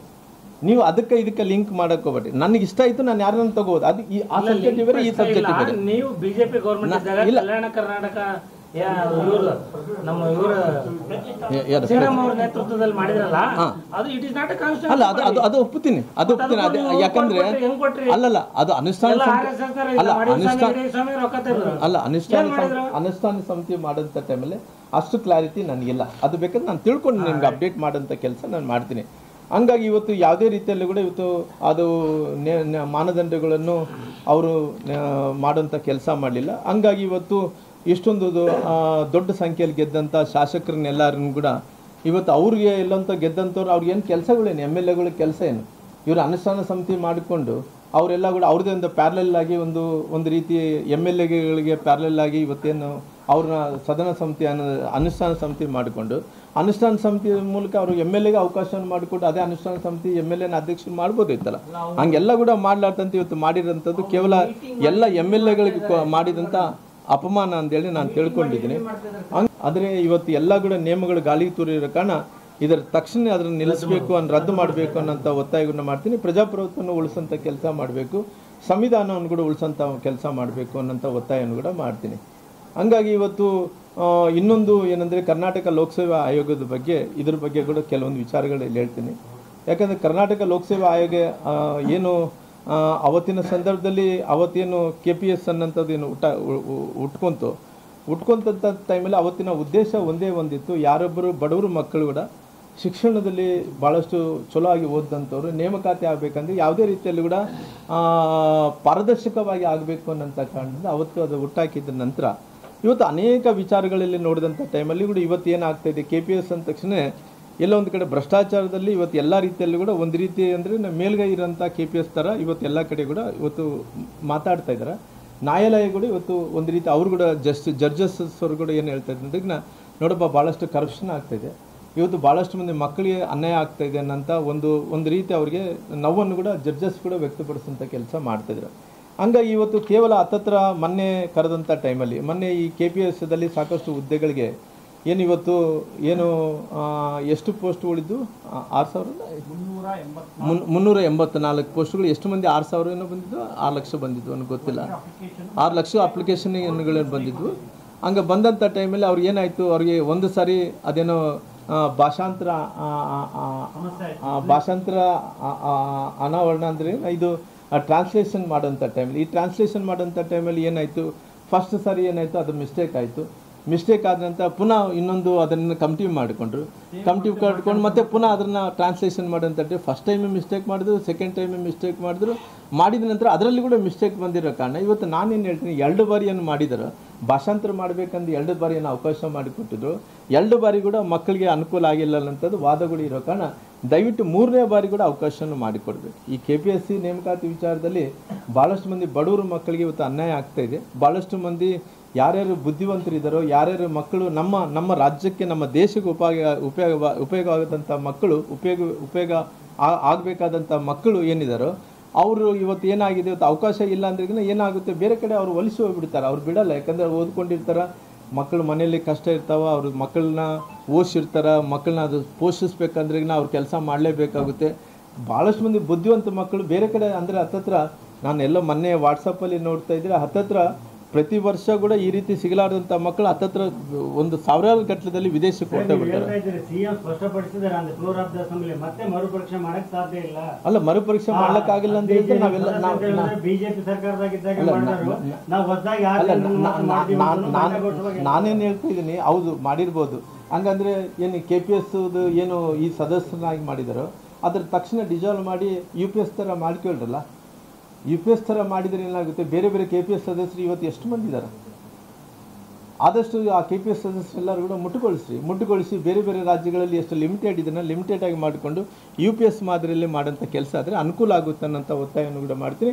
ದಯವಿಟ್ಟು ಮುಖ್ಯಮಂತ್ರಿಗಳು ಏನೇ ಹೇಳಿಕೆಯನ್ನು ಕೊಟ್ಟಿದ್ರು ಕೂಡ ಎಲ್ಲ ಮಕ್ಕಳ ಭವಿಷ್ಯದ ಅವರು ಒಂದು ರೀತಿ ಅವರು ಭವಿಷ್ಯ ಇರೋ ಕಾರಣ ಆ ಮಕ್ಕಳಿಗೆ ಅವ್ರಿಗೆ ಒಳ್ಳೆ ಕ್ವಾಲಿಫೈಡ್ ಇದ್ದಂಥ ಮಕ್ಕಳು ನಮ್ಮ ಬುದ್ಧಿವಂತರು ಬೇರೆ ರಾಜ್ಯಕ್ಕೆ ಬೇರೆ ದೇಶಕ್ಕೆ ವಲಸೆ ಹೋಗಲಾರ್ದಂತೆ ಆ ಬುದ್ಧಿವಂತತನ ನಮ್ಮನ್ನೇ ಬಳಸ್ಕೊಂಡು ನಮ್ಮ ರಾಜ್ಯ ಒಂದು ರೀತಿ ಒಂದು ಒಳ್ಳೆ ದಾರಿಯಲ್ಲಿ ಹೋಗೋ ಸಲುವಾಗಿ ಆ ಮಕ್ಕಳಿಗೆ ಇನ್ನೊಂದು ಸಾರಿ ಅವಕಾಶವನ್ನು ಮಾಡಿಕೊಡ್ಬೇಕು ಅನ್ನೋಂಥ ಒತ್ತಾಯವನ್ನು ಕೂಡ ನಾನು ಮರುಪರೀಕ್ಷೆಗೆ ಅವಕಾಶವನ್ನು ಮಾಡಿಕೊಡ್ಬೇಕಂದೇಳಿ ಸರ್ಕಾರಕ್ಕೆ ನಾನು ಒತ್ತಾಯವನ್ನು ಮಾಡುವಂಥ ಕೆಲಸ KETಗೆ ಹೋಗಿದ್ದಾರೆ. ಭವಿಷ್ಯದ ರೀತಿಯಲ್ಲಿ ನಾನು ಅವ್ರಿಗೆ ಅನುಕೂಲ ಆಗಬೇಕನ್ನಂಥ ಕಾರಣದಿಂದ ಇವೆಲ್ಲವನ್ನು ಕೂಡ ನಾನು ತಮ್ಮ ಮೂಲಕ ಈ ನಾಡಿನ ಜನರಿಗೆ ತಿಳಿಸುವಂಥ ಕೆಲಸ ಮಾಡ್ತೀನಿ. ಸರ್ಕಾರಗಳು ಅನ್ನೋಂಥದ್ದು ಇವತ್ತು ಯಾವುದು ಕೂಡ ನಿಂತು ನೀರೇನಲ್ಲ. ಇವತ್ತು ಈ ಸರ್ಕಾರ ಇರ್ಬೋದು, ನಾಳೆ ಮುಂದೆ ಯಾವುದೋ ಸರ್ಕಾರ ಬರ್ಬೋದು. ಯಾವತ್ತಿದ್ರೂ ಕೂಡ ಅಧಿಕಾರ ಬಂದಂಥ ಟೈಮಲ್ಲಿ ರಾಜಮನೆತನದವರಿಗೆ ಒಂದು ವಿಶೇಷವಾದಂಥ ಗೌರವವನ್ನು ಕೊಡಬೇಕಾಗುತ್ತೆ. ಅಕಸ್ಮಿತವಾಗಿ ನೀವು 15 ಎಕರೆ ಇನ್ನೂ ಎಕರೆಗಳು ಏನನ್ನು ಸ್ವಾಧೀನ ಮಾಡ್ಕೋಬೇಕಾದ್ರೆ ಕರೆದು ಮಾತಾಡಿಕೊಂಡ್ರೆ ಚೆನ್ನಾಗಿರುತ್ತೆ. ಸರ್ಕಾರ ಮನಸ್ಸು ಮಾಡಿದರೆ ಅವ್ರು ಕರೆದು ಮಹಾರಾಣಿಯವರು ಕರೆದು ಅವ್ರ ವಂಶಸ್ಥರು ಕರೆದು ಅವ್ರ ಸಂಸದರು ಕರೆದು ಈ ರೀತಿ ಟ್ರಾಫಿಕ್ ಜಾಸ್ತಿ ಆಗ್ತಾಯಿದೆ, ಈ ಜಮೀನನ್ನು ನಾವು ಸ್ವಾಧೀನ ಮಾಡ್ಕೋಬೇಕಾಗುತ್ತೆ, ಇಷ್ಟು TDR ಕೊಡ್ತೀವಿ ಅಂದರೆ ಬೇರೆ ಬೇರೆ ರೀತಿಯಲ್ಲಿ TDRಗಳು ಕೊಟ್ಟಾರ. ಏನು ಉದಾಹರಣೆಯಾಗಿ ಇವರು ಏನು ಕೊಟ್ಟಿಲ್ಲ. ಆ ರೀತಿ ಅವರು ಮಾಡಿದಂಥ ಟೈಮಲ್ಲಿ ಅಲ್ಲಿ ಅನುಕೂಲ ಆಗಿದೆ. ಅಂದರೆ ಎಲ್ಲ ಒಂದು ಕಡೆ ಸೌಹಾರ್ದತೆಯಿಂದ ಈ ಸಮಸ್ಯೆನ ಪರಿಹಾರ ಮಾಡಿಕೊಡ್ಬೇಕಾದ ಆಗ್ತದೆ. ಈ ಸೌಹಾರ್ದತೆ ಇಲ್ಲಾರ್ದಂತೆ ದ್ವೇಷದಿಂದ ಮಾಡೋದ್ರಿಂದ ಅದು ಸುಪ್ರೀಂ ಕೋರ್ಟಲ್ಲಿ ನಡೀತಿರ್ತದೆ, ಸುಪ್ರೀಂ ಕೋರ್ಟಲ್ಲಿ ಆಗ್ತಿರ್ತದೆ. ಸುಪ್ರೀಂ ಕೋರ್ಟ್ ಜೊತೆಯಲ್ಲೂ ಕೂಡ ಇವತ್ತು ಒಂದು ರಾಜಮನೆತನ ಅಂದರೆ ಒಂದು ಸ್ಟೇಟಸ್ ಇದೆಲ್ಲ, ಅವರು ಒಂದು ಬೆಂಚ್ ಮಾರ್ಕ್ ಇದೆಯಲ್ಲ, ಆ ಬೆಂಚ್ ಮಾರ್ಕ್ ಸ್ಟೇಟಸ್ ಇದ್ದಂಥ ರಾಜಮನೆತನವರಿಗೆ ಸರ್ಕಾರ ಕರೆದು ಮಾತಾಡಿ ನೆಗೋಷಿಯಬಲ್ ಮಾಡಿಕೊಂಡು ಅವ್ರನ್ನ ಪ್ರೀತಿಯಿಂದ ಅದನ್ನ ಜಮೀನನ್ನು ಸ್ವಾಧೀನಪಡಿಸ್ಕೊಂಡಂಥ ಕೆಲಸ ಮಾಡಬೇಕಿಲ್ಲಿ, ದ್ವೇಷದಿಂದ ಮಾಡೋಂಥ ಕೆಲಸ ಆಗಬಾರ್ದು. ನೋಡೋಣ, ರಾಷ್ಟ್ರೀಯ ನಾಯಕರು ಎಲ್ಲರೂ ಕೂಡ ಅವರು ಯಾಕಂದರೆ ಅಲ್ಲಲ್ಲ, ನಾನು ನೋಡ್ರಿ ನಮ್ಮ ರಾಷ್ಟ್ರೀಯ ನಾಯಕರು ಆಲ್ರೆಡಿ ಅವರು ತೀರ್ಮಾನನೇ ಅಂತಿಮವಾದಂಥ ತೀರ್ಮಾನ ಆಗುತ್ತೆ. ಯಾಕಂದರೆ ಇವತ್ತು ಎಲ್ಲರೂ ಕೂಡ ನಾನು ಅವಕಾಶ ಸಿಕ್ಕಂಥ ಟೈಮಲ್ಲಿ ಕೂಡ ರಾಷ್ಟ್ರೀಯ ನಾಯಕರ ಹತ್ರ ಕೂಡ ನಾನು ಮಾತಾಡಿದಂಥ ಟೈಮಲ್ಲಿ ಕೂಡ ಅವ್ರು ಒಂದೇ ಮಾತು ಶ್ರೀರಾಮ್ಲವರೇ ಎಲ್ಲ ಅವಕಾಶಗಳು ಎಲ್ಲರೂ ಕೂಡ ಸಿಗ್ತಾವೆ. ಯಾರಿಗೇನು ಇವತ್ತು ಪೊಲಿಟಿಕಲ್ ಪಾರ್ಟೀಸಲ್ಲಿ ಅವಕಾಶಗಳು ಸಿಗಲ್ಲ ಅನ್ನೋಂಥದ್ದು ಏನಿಲ್ಲ. ಸಮಯ ಅಂದರೆ ನಾವು ರಾಷ್ಟ್ರೀಯ ನಾಯಕರು ಮುಂದಿನ ದಿನಗಳಲ್ಲಿ ರಾಷ್ಟ್ರೀಯ ನಾಯಕರು ಒಂದು ಅಂತಿಮವಾದಂಥ ತೀರ್ಮಾನಕ್ಕೆ ಬರ್ತೀವಿ ಅಂತ ಹೇಳಿದಾರೆ. ಆ ಬರೋ ತನಕ ಕೂಡ ನಾವೆಲ್ಲರೂ ಕಾಯಬೇಕಾಗುತ್ತೆ. ಅವರ ಅಂತಿಮವಾದಂಥ ತೀರ್ಮಾನ ಏನು ತೊಗೊತಾರೋ ನಾವೆಲ್ಲರೂ ಕೂಡ ಕಾಯವಾಚ ಮನಸ್ಸಿಂದ ನಾವೆಲ್ಲರೂ ಕೂಡ ತಲೆಬಾಗಿ ಕೆಲಸ ಮಾಡಬೇಕಾಗುತ್ತೆ.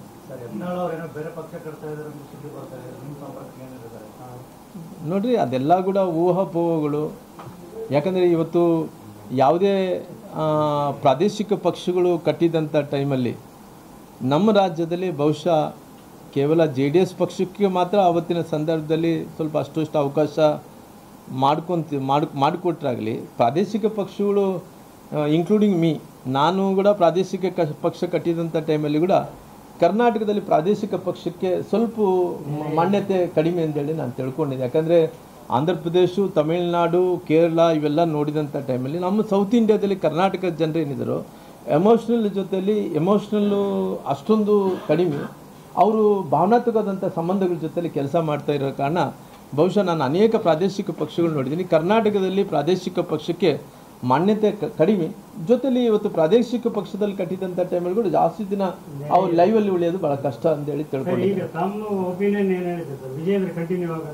ನನ್ನ ಒಪಿನಿಯನ್ ಪಾರ್ಟಿ ಡಿಸಿಷನ್ ಏನಿದೆನೋ ಆ ಪಾರ್ಟಿ ಡಿಸಿಷನ್ ಅಂತಿಮವಾದಂಥ ಡಿಸಿಷನ್ ಆಗುತ್ತೆ. ಯಾಕಂದರೆ ರಾಮ್ಲವ್ರು ಏನೇ ಇದ್ರೂ ಕೂಡ ವೈಯಕ್ತಿಕವಾದಂಥ ಡಿಸಿಷನ್ನು ನಾನು ಏನಿದ್ರೂ ಕೂಡ ಪಾರ್ಟಿ ಮೇಲೆ ಅವಲಂಬಿತವಾದಂಥನು.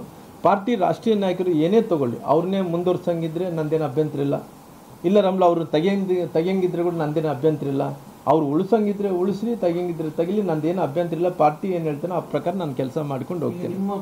ನೋಡ್ರಿ, ಇವತ್ತು ರಾಮ್ಲವರು ಒಂದು ತಾಲೂಕಿಗೆ ಸೀಮಿತವಾದಂಥ ನಾಯಕರೇನಲ್ಲ.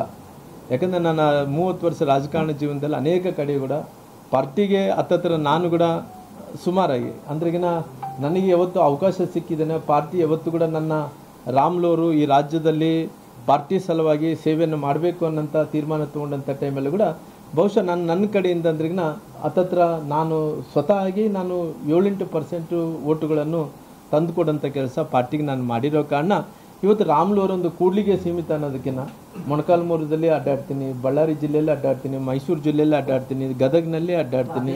ಇವತ್ತು ಎಲ್ಲಿ ಇವಾಗ ಏನು ಕೆಲಸ ಇಲ್ಲಾರ್ದಂಥ ಟೈಮಲ್ಲಿ ಅಲ್ಲ ಕಾನ್ಸಂಟ್ರೇಟ್ ಮಾಡಲ್ಲ. ಯಾಕೆ ರಾಮ್ಲೋರು ರಾಜಕೀಯ ಭವಿಷ್ಯಕ್ಕೆ ಸಮಸ್ಯೆ ಆಯ್ತು. ಅಲ್ಲ ನಾನು ಗ್ರಾಮೀಣ ಅವತ್ತೇ ಬಿಡ್ಲಂಗ ಬಾದಾಮಿ ಹೋಗ್ಲಂಗ ಇಲ್ಲ ಗ್ರಾಮೀಣದಲ್ಲಿ ಕುತ್ಕೊಂಡಿದ್ರೆ ಇವತ್ತು ನೀವು ಅಲೆದಾಟದ ಅಲ್ಲಲ್ಲ ನೋಡ್ರಿ ಕೆಲವೊಂದು ಸಂದರ್ಭದಲ್ಲಿ ನೋಡ್ರಿ ಅವತ್ತಿನ ಸಂದರ್ಭದಲ್ಲಿ ಆ ನಿರ್ಧಾರ ರೈಟು ರಾಂಗ್ ಅನ್ನೋಂಥದ್ದು ಡಿಬೇಟ್ ಮಾಡೋಕ್ಕೆ ಹೋಗಲ್ಲ. ಇವತ್ತು ರಾಮ್ಲೋರು ಕೇವಲ ನಾವೇನು ರಾಜಕೀಯ ಕುಟುಂಬದಿಂದ ಬಂದಂಥವ್ರು, ನಮ್ಮ ತಂದೆ ತಾಯಿನ ಪೊಲಿಟಿಕಲ್ ಫ್ಯಾಮಿಲೀಸಿಂದ ಬಂದಂಥವ್ರು. ಏನೋ ಆಗಿದ್ದರೆ ಗ್ರಾಮ ಪಂಚಾಯತಿಗಳಾಗಿರ್ಬೋದು, ಇಲ್ಲಿ ಸಣ್ಣ ಪುಟ್ಟದಲ್ಲಿ ಹಳ್ಳಿಗಳಲ್ಲಿ ದೊಡ್ಡ ಮನುಷ್ಯರಾಗಿ ತಳವಾರುಗಳಾಗಿ ಕೆಲಸ ಮಾಡಿರ್ಬೋದು. ನನ್ನ ಮಾವನವ್ರೇನ ಕೌನ್ಸಿಲರ್ ಆಗಿ ಕೆಲಸ ಮಾಡಿರ್ಬೋದು. ರಾಮ್ಲೋರು ಕೇವಲ ಎಷ್ಟೋ ಮಂದಿ ನಾನು ರಾಜಕಾರಣಿಗಳು ನೋಡಿದ್ದೀನಿ, ಭಾಳಷ್ಟು ಮಂದಿ ದೊಡ್ಡವರಾಗಿದ್ದರಾಗಲಿ ಅವ್ರ ಹೆಸರು ನೋಡಿದ್ರಿಂದ ಅಲ್ಲಿ ಲಿಮಿಟೆಡ್ ಆಗಿ ಬಳ್ಳಾರಿ ಜಿಲ್ಲೆಗೆ ಸೀಮಿತ ಆಗಿರ್ತಾರೆ.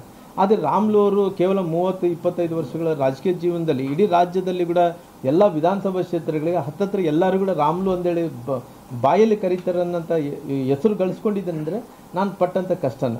ಇವತ್ತು ರಾಮ್ಲು ಅನ್ನೋಂಥವ್ರು 2 ವಿಧಾನಸಭಾ ಕ್ಷೇತ್ರಕ್ಕೆ ಹೋಗಬೇಕಾಯ್ತು ಅಂದಂಥ ಟೈಮಲ್ಲಿ ಅವತ್ತು ಒಳ್ಳೇದೋ ಕೆಟ್ಟದೋ ಇವತ್ತು ನಷ್ಟ ಆಗಿರ್ಬೋದು, ಅಂದರೆ ಅವತ್ತಿನ ಸಂದರ್ಭದಲ್ಲಿ ಅದು ಗುಡ್, ಇವತ್ತಿನ ಸಂದರ್ಭದಲ್ಲಿ ಸೋತಿರೋ ಕಾರಣ ಇವತ್ತು ತಪ್ಪು. ಅಂದರೆ ಇವತ್ತು ರೈಟ್ ಟು ರಾಂಗ್ ಅನ್ನೋಂಥ ಡಿಬೇಟ್ ಮಾಡೋಕ್ಕೆ ಹೋಗೋಲ್ಲ. ನನಗೇನಾಗಿದೆ ಪೊಲಿಟಿಕಲ್ ಆಗಿ ಇವತ್ತು ಮುಂದಿನ ದಿನಗಳಲ್ಲಿ ಇವತ್ತು ಕೇವಲ ರಾಮ್ಲೋರು ಇಲ್ಲ ಅಲ್ಲ ಆ ಕ್ಷೇತ್ರಕ್ಕೆ ಹೋದ್ರೆ ಅಲ್ಲಿ ನಿಲ್ತಾರನೋ, ಈ ಕ್ಷೇತ್ರಕ್ಕೆ ಹೋದ್ರೆ ಅಲ್ಲಿ ನಿಲ್ತಾರೆ ಅನ್ನೋದಕ್ಕಿಂತ ಪಾರ್ಟಿ ಇವತ್ತು ಏನು ಕೆಲಸ ಇಲ್ಲ, ಸೋತಿದ್ದೀನಿ ರಾಜಕೀಯವಾಗಿ, ಸಂಘಟನೆ ಮಾಡ್ತೀನಿ, ಸಂಘಟನೆ ಮಾಡಿ ಮುಂದಕ್ಕೆ ನಾನು 1 ವರ್ಷ ಇದ್ದಂಥ ಟೈಮ್ 6 ತಿಂಗಳಿದ್ದಂಥ ಟೈಮಲ್ಲಿ ಎಲ್ಲಿ ಅವತ್ತಿನ ಸಂದರ್ಭದಲ್ಲಿ ಇವತ್ತು ಡಿಲಿಮಿಟೇಷನ್ ಕೂಡ ಆಗ್ತಾ ಇದೆ ಅನ್ನೋಂಥದ್ದು ಏನಾಗುತ್ತೆ ಅನ್ನೋ ತೀರ್ಮಾನವನ್ನು ತೊಗೊಂಡಂಥ ಕೆಲಸ ಮಾಡ್ತೀನಿ. ಬಳ್ಳಾರಿ ರೂರಲ್ ಕ್ಷೇತ್ರ ಯಾಕೆ ಬೇಡ ಸರ್, ಏನು ಕಾರಣ? ಅಲ್ಲ ನಾನು ಎಲ್ಲಿ ಕೂಡ ಬ್ಯಾಡ್ ಅಂತ ಹೇಳಿಲ್ಲಲ್ಲ. ನಾನು ಎಲ್ಲಿ ಅಲ್ಲಲ್ಲ ನಾನು ಕೂಡ್ಲಿಗಿದ್ದಲ್ಲಿ ಸದ್ಯಕ್ಕೆ ಕೂಡ್ಲಿಗಿ, ಮೊಣಕಾಲ್ಮೂರು, ನಂತರ ಹಗರಿಬೊಮ್ಮನಹಳ್ಳಿ, ಹಡಗಲಿ ಅವೆಲ್ಲ ಮೀಸಲಾತಿರೋಂಥ ಕ್ಷೇತ್ರಗಳಲ್ಲ. ಅಲ್ಲ ನಾನು ಅಲ್ಲಲ್ಲ ನೋಡ್ರಿ ನಾನು ನೋಡ್ರಿ ಅವತ್ತು ಆಲ್ರೆಡಿ ನೋಡ್ರಿ ಇವಾಗ ನೋಡ್ರಿ ಪಾರ್ಟಿ ವಿಚಾರದಲ್ಲಿ ನಾನು ಓಡಾಡಲೇಬೇಕು, ಓಡಾಡ್ತೀನಿ, ಅದರಲ್ಲಿ ಬೇರೆ ಪ್ರಶ್ನೆ ಇಲ್ಲ. ನಾನು ಗ್ರಾಮಾಂತರದಲ್ಲಿ ಓಡಾಡ್ತೀನಿ, ಎಲ್ಲ ಕಡೆ ಓಡಾಡ್ತೀನಿ. ಅವತ್ತು ಕೂಡ ನಾನು ಹೇಳಿರೋ ಪ್ರಕಾರ ಕೂಡ್ಲಿಯಲ್ಲಿ ನಿಲ್ತೀನಿ ಅಂತ ಹೇಳಿದೆ. ಅವತ್ತು ಬೇರೆ ಬೇರೆ ಕಾರಣಗಳಿಂದ ಅವತ್ತು ಅಲ್ಲಿದ್ದಂಥ ವಾತಾವರಣದಲ್ಲಿ ನಾನು ಅವತ್ತು ಹೇಳಿದ್ದಂಥ ಸತ್ಯ ನಾನು ಇಷ್ಟ ಇರೋದು ಕೂಡ ಕೂಡ್ಲಿದಲ್ಲಿದೆ. ಆದರೆ ಈಗ ಸದ್ಯಗಿರೋಂಥ ಪರಿಸ್ಥಿತಿಯಲ್ಲಿ ಪಾರ್ಟಿ ಸಂಘಟನೆ ಮಾಡೋಂಥ ಕೆಲಸ ಮಾಡ್ತೀನಿ. ಇವಾಗ ಯಾಕೆ 3 ಎಲ್ಲನಲ್ಲಿಂದು ನಾಳೆ ಈ ಸುಮಾರು ಈ ರಾಜ್ಯದಲ್ಲಿ ಡಿಲಿಮಿಟೇಷನ್ ಆದಂಥ 90 ಕ್ಷೇತ್ರಗಳು ಕರ್ನಾಟಕದಲ್ಲಿ ಜಾಸ್ತಿ ಆಗ್ತಾವೆ. 90 ಕ್ಷೇತ್ರಗಳು ಆಗ್ತಾವೆ. 90 ಕ್ಷೇತ್ರಗಳಲ್ಲಿ ಎಷ್ಟು ಮೀಸಲಾತಿ ಇರ್ತಾವೋ, ಎಲ್ಲೆಲ್ಲಿ ಇರ್ತಾವೋ ನಾನು ನೋಡ್ಕೊಂಡು ಅವತ್ತಿನ ನಿರ್ಧಾರ ತೊಗೊಂಡಂಥ ಕೆಲಸ ಮಾಡ್ತೀನಿ. ಜಾಸ್ತಿ ಆಗ್ತದೆ, 90 ಕಾನ್ಸ್ಟಿಟ್ಯೂನ್ಸಿ ಜಾಸ್ತಿ ಆಗ್ತದೆ ಸರ್. ಬಳ್ಳಾರಿ ಜಿಲ್ಲೆಯಲ್ಲಿ ಬಹುಶಃ ನನಗೆ ಗೊತ್ತಿರೋ ಪ್ರಕಾರ ಅಖಂಡ ಬಳ್ಳಾರಿ ಜಿಲ್ಲೆಯಲ್ಲಿ ಒಂದು 2-3 ಹತ್ರ ಆಗ್ಬೋದು. MP ಇನ್ನೂ ಒಂದು 2 ಜಾಸ್ತಿ ಆಗ್ತದೆ ಸರ್. 7% ಆಗುತ್ತಲ್ಲ ಸರ್, 7% ಅಂದ್ರೆ 90 ಅಂದ್ರೆ ಎಲ್ಲ ಜಾತಿಯವರಿಗೆ 90 ಜಾಸ್ತಿ ಹೌದಣ್ಣ. 10 ಜಾಸ್ತಿ ಆಗ್ತದೆ ಅಂದ್ರೆ 7% ಕೊಳ್ಳೇಬೇಕಾಗುತ್ತೆ. ಸೌತ್ ಇಂಡಿಯಾದಲ್ಲಿ ಎಂಪಿಗಳ ಸಂಖ್ಯೆ ಕಮ್ಮಿ ಆಗುತ್ತೆ ಅಂತ ತಮಿಳುನಾಡು ಅವರು ಒಂದು ದೊಡ್ಡ ಇಶ್ಯೂ ರೆಡಿ ಮಾಡಿದ್ದಾರೆ. ಅದಕ್ಕೆ CM DCM ಇಬ್ಬರು ಮೀಟಿಂಗ್ ಹೋಗ್ತಾ ಇದ್ದಾರೆ. ಪ್ಲಸ್ ನಿನ್ನೆ ದಿವಸ ತಮಿಳುನಾಡು ರೆಪ್ರೆಸೆಂಟೇಟಿವ್ಸ್ ಬಂದು CM ಮೀಟ್ ಆಗಿ ಅಲ್ಲ ಅವ್ರು ಹೇಳಿರೋಂಥದ್ದು ನಾನೇನೋ ವಾಟ್ಸಪ್ಪಲ್ಲಿ ನೋಡ್ತೇನೆ, ನಾನು ಯಾವುದು ನೋಡಿಲ್ಲ. ನಾನು ಅವ್ರೇನು ಪತ್ರ ಕೊಟ್ಟಿದ್ದಾರೆ, ನಾಳೆ ಡಿಲಿಮಿಟೇಷನ್ ಮಾಡೋಂಥ ಟೈಮಲ್ಲಿ ಏನು ಇವತ್ತು ಈ ಕ್ಷೇತ್ರ ವಿಂಗಡಣೆ ಆಗೋಂಥ ಟೈಮಲ್ಲಿ ನೀವು ಒಂದು ಕಾನ್ಸೆಪ್ಟ್ ಇಟ್ಕೊಂಡು ಜಾಸ್ತಿ ಆಗಬೇಕಂದೇಳಿ ಏನು ಯೋಚನೆ ಮಾಡ್ತಾರೆ, ಅದನ್ನು ಇಂಪ್ಲಿಮೆಂಟೇಷನ್ ಮಾಡಬೇಕು ಅನ್ನೋಂಥದ್ದು ಅವರು ಉದ್ದೇಶ ಆಗಿರೋ ಕಾರಣ ಅವರೊಂದು ಕಮಿಟಿಯನ್ನು ಅವರೆಲ್ಲ ಒಂದು ನ್ಯಾಷನಲ್ ಲೆವೆಲ್ ಡಿಬೇಟ್ ನಡೀತಾ ಇದೆ. ಸೌತ್ ಇಂಡಿಯಾದಲ್ಲಿ ಕಡಿಮೆ ಆಗ್ತವೆ, ನಾರ್ತ್ ಇಂಡಿಯಾದಲ್ಲಿ MP ಸೀಟ್ ಜಾಸ್ತಿ ಆಗ್ತವೆ. ಟೋಟಲ್ ಈಗ 850 ಎಂಪಿಗಳಾಗ್ತವೆ ಟೋಟಲ್ ಒಟ್ಟು. ಗೊತ್ತಿಲ್ಲ sir, Amit Shah also accepted ಅದನ್ನು, ನಾರ್ತ್ ಇಂಡಿಯಾದಲ್ಲಿ ಜಾಸ್ತಿ ಆಗುತ್ತೆ ಅಂತ. ಮೋಸ್ಟ್ಲಿ ಮುಂಚಿಂದ ಕೂಡ ಹಂಗೆ ಇದೆ ಅಲ್ಲ ಸರ್, ಇವತ್ತೇನು ಹೊಸದನ್ನ ಇದ್ರೂ ಸಹಿತ ಈಗ ಇಲ್ಲಿ ಕಟ್ಟಾಗುತ್ತೆ ಅಣ್ಣ, ಕರ್ನಾಟಕದಲ್ಲಿ ಒಂದೆರಡು ಸೀಟ್ ಕಟ್ಟಾಗುವ ಆತಂಕ ಇದೆ. ಏನ್ ಮ್ಯಾಂಡೇಟರಿ ಮಾಡಬೇಕು ಅದೇನು ಮಾಡಿದ್ದು ಗೊತ್ತಿಲ್ಲ ನನಗೆ. ಲೋಕಸಭೆಗೆ ಎಷ್ಟು ಜನಸಂಖ್ಯೆ ಏನಾಗಂಗಿಲ್ಲ, ಜಾಸ್ತಿ ಆಗಲಿಕ್ಕೆ ಅವಕಾಶ ಕೊಡದೇ ಇರ್ಬೋದು. ಅದು ಏನಾಗುತ್ತೆ ನೋಡೋಣ. ಕಡಿಮೆ ಆಗಲ್ಲ. ಜಾಸ್ತಿ ಇದ್ರೆ ಆಗುತ್ತೆ ಸರ್, ಸಹಜ. ಕಡಿಮೆ ಆಗೋದಿಲ್ಲ, ನಮಗೆ ಬೇಕಾದಷ್ಟು ಸೀಟ್ಗಳು ಬರದೇ ಇರ್ಬೋದು. ವಾಚ್ ಟವರ್ ಏನಿದೆ ಅದು ಶೇಪ್ಲೆಸ್ ವಾಚ್ ಟವರ್ ಅದು ಅಲ್ಲ ರೀ. ಯಾಕಂದರೆ ಒಬ್ಬರು ಬುನಾದಿ ಅನ್ನೋಂಥದ್ದು ಹೆಂಗಿದೆ, ಅವತ್ತಿನ ಸಂದರ್ಭದಲ್ಲಿ ನಾವು ಲೆಬನಾನ್ದಲ್ಲಿ ಕಂಟ್ರಿದಲ್ಲಿ ನೋಡಿ, ಲೆಬನಾನ್ ಕಂಟ್ರಿದಲ್ಲಿ ಒಂದು ಒಳ್ಳೆ ಕಾನ್ಸೆಪ್ಟನ್ನು ಇಟ್ಕೊಂಡು ಆ ತೆಳಮಟ್ಟಕ್ಕೆ ಅಂದರೆ ಅಲ್ಲಿ ಏನು ಬೇಸ್ ಹಾಕಿದ್ವು, ಬೇಸಲ್ಲಿ ಹತ್ತತ್ರ ನನಗೆ ಗೊತ್ತಿರೋ ಪ್ರಕಾರ ಒಂದು 20-25 ಅಡಿ ಕಲ್ಲು ಬರೋ ತನಕ ಹೋಗಿದ್ವಿ. ಆ ಕಲ್ಲು ಬರೋ ತನಕ ಹೋಗಿ ಅಲ್ಲಿಂದ ಪ್ರಾರಂಭ ಮಾಡಿ ಅಲ್ಲಿ ಉದ್ದೇಶ ಏನಿತ್ತಂದರೆ 108 ಅಡಿ ಹೋಗ್ಬೇಕಣ್ಣ. 108 ಅಡಿ ಅಂದ್ರಿಗಿನ ಈ ರೀತಿ ಪೆನ್ಸಿಲ್ ಥರ ಇರಬೇಕಣ್ಣ. ಅದು ಶೇಪ್ ಬರಲ್ಲ ನಾನು. ಈ ರೀತಿ ಪೆನ್ಸಿಲ್ ಥರ ಇದ್ದಂಥ ಟೈಮಲ್ಲಿ ಮಾತ್ರ ಅದಕ್ಕೊಂದು ಆ ಸ್ಟ್ಯಾಚ್ಯೂಗೆ ಒಂದು ಬೆಂಚ್ ಮಾರ್ಕು ಲೆಬನಾನ್ದಲ್ಲಿದ್ದಂಥ ಕಂಟ್ರಿಗೆ ಅನುಕೂಲ.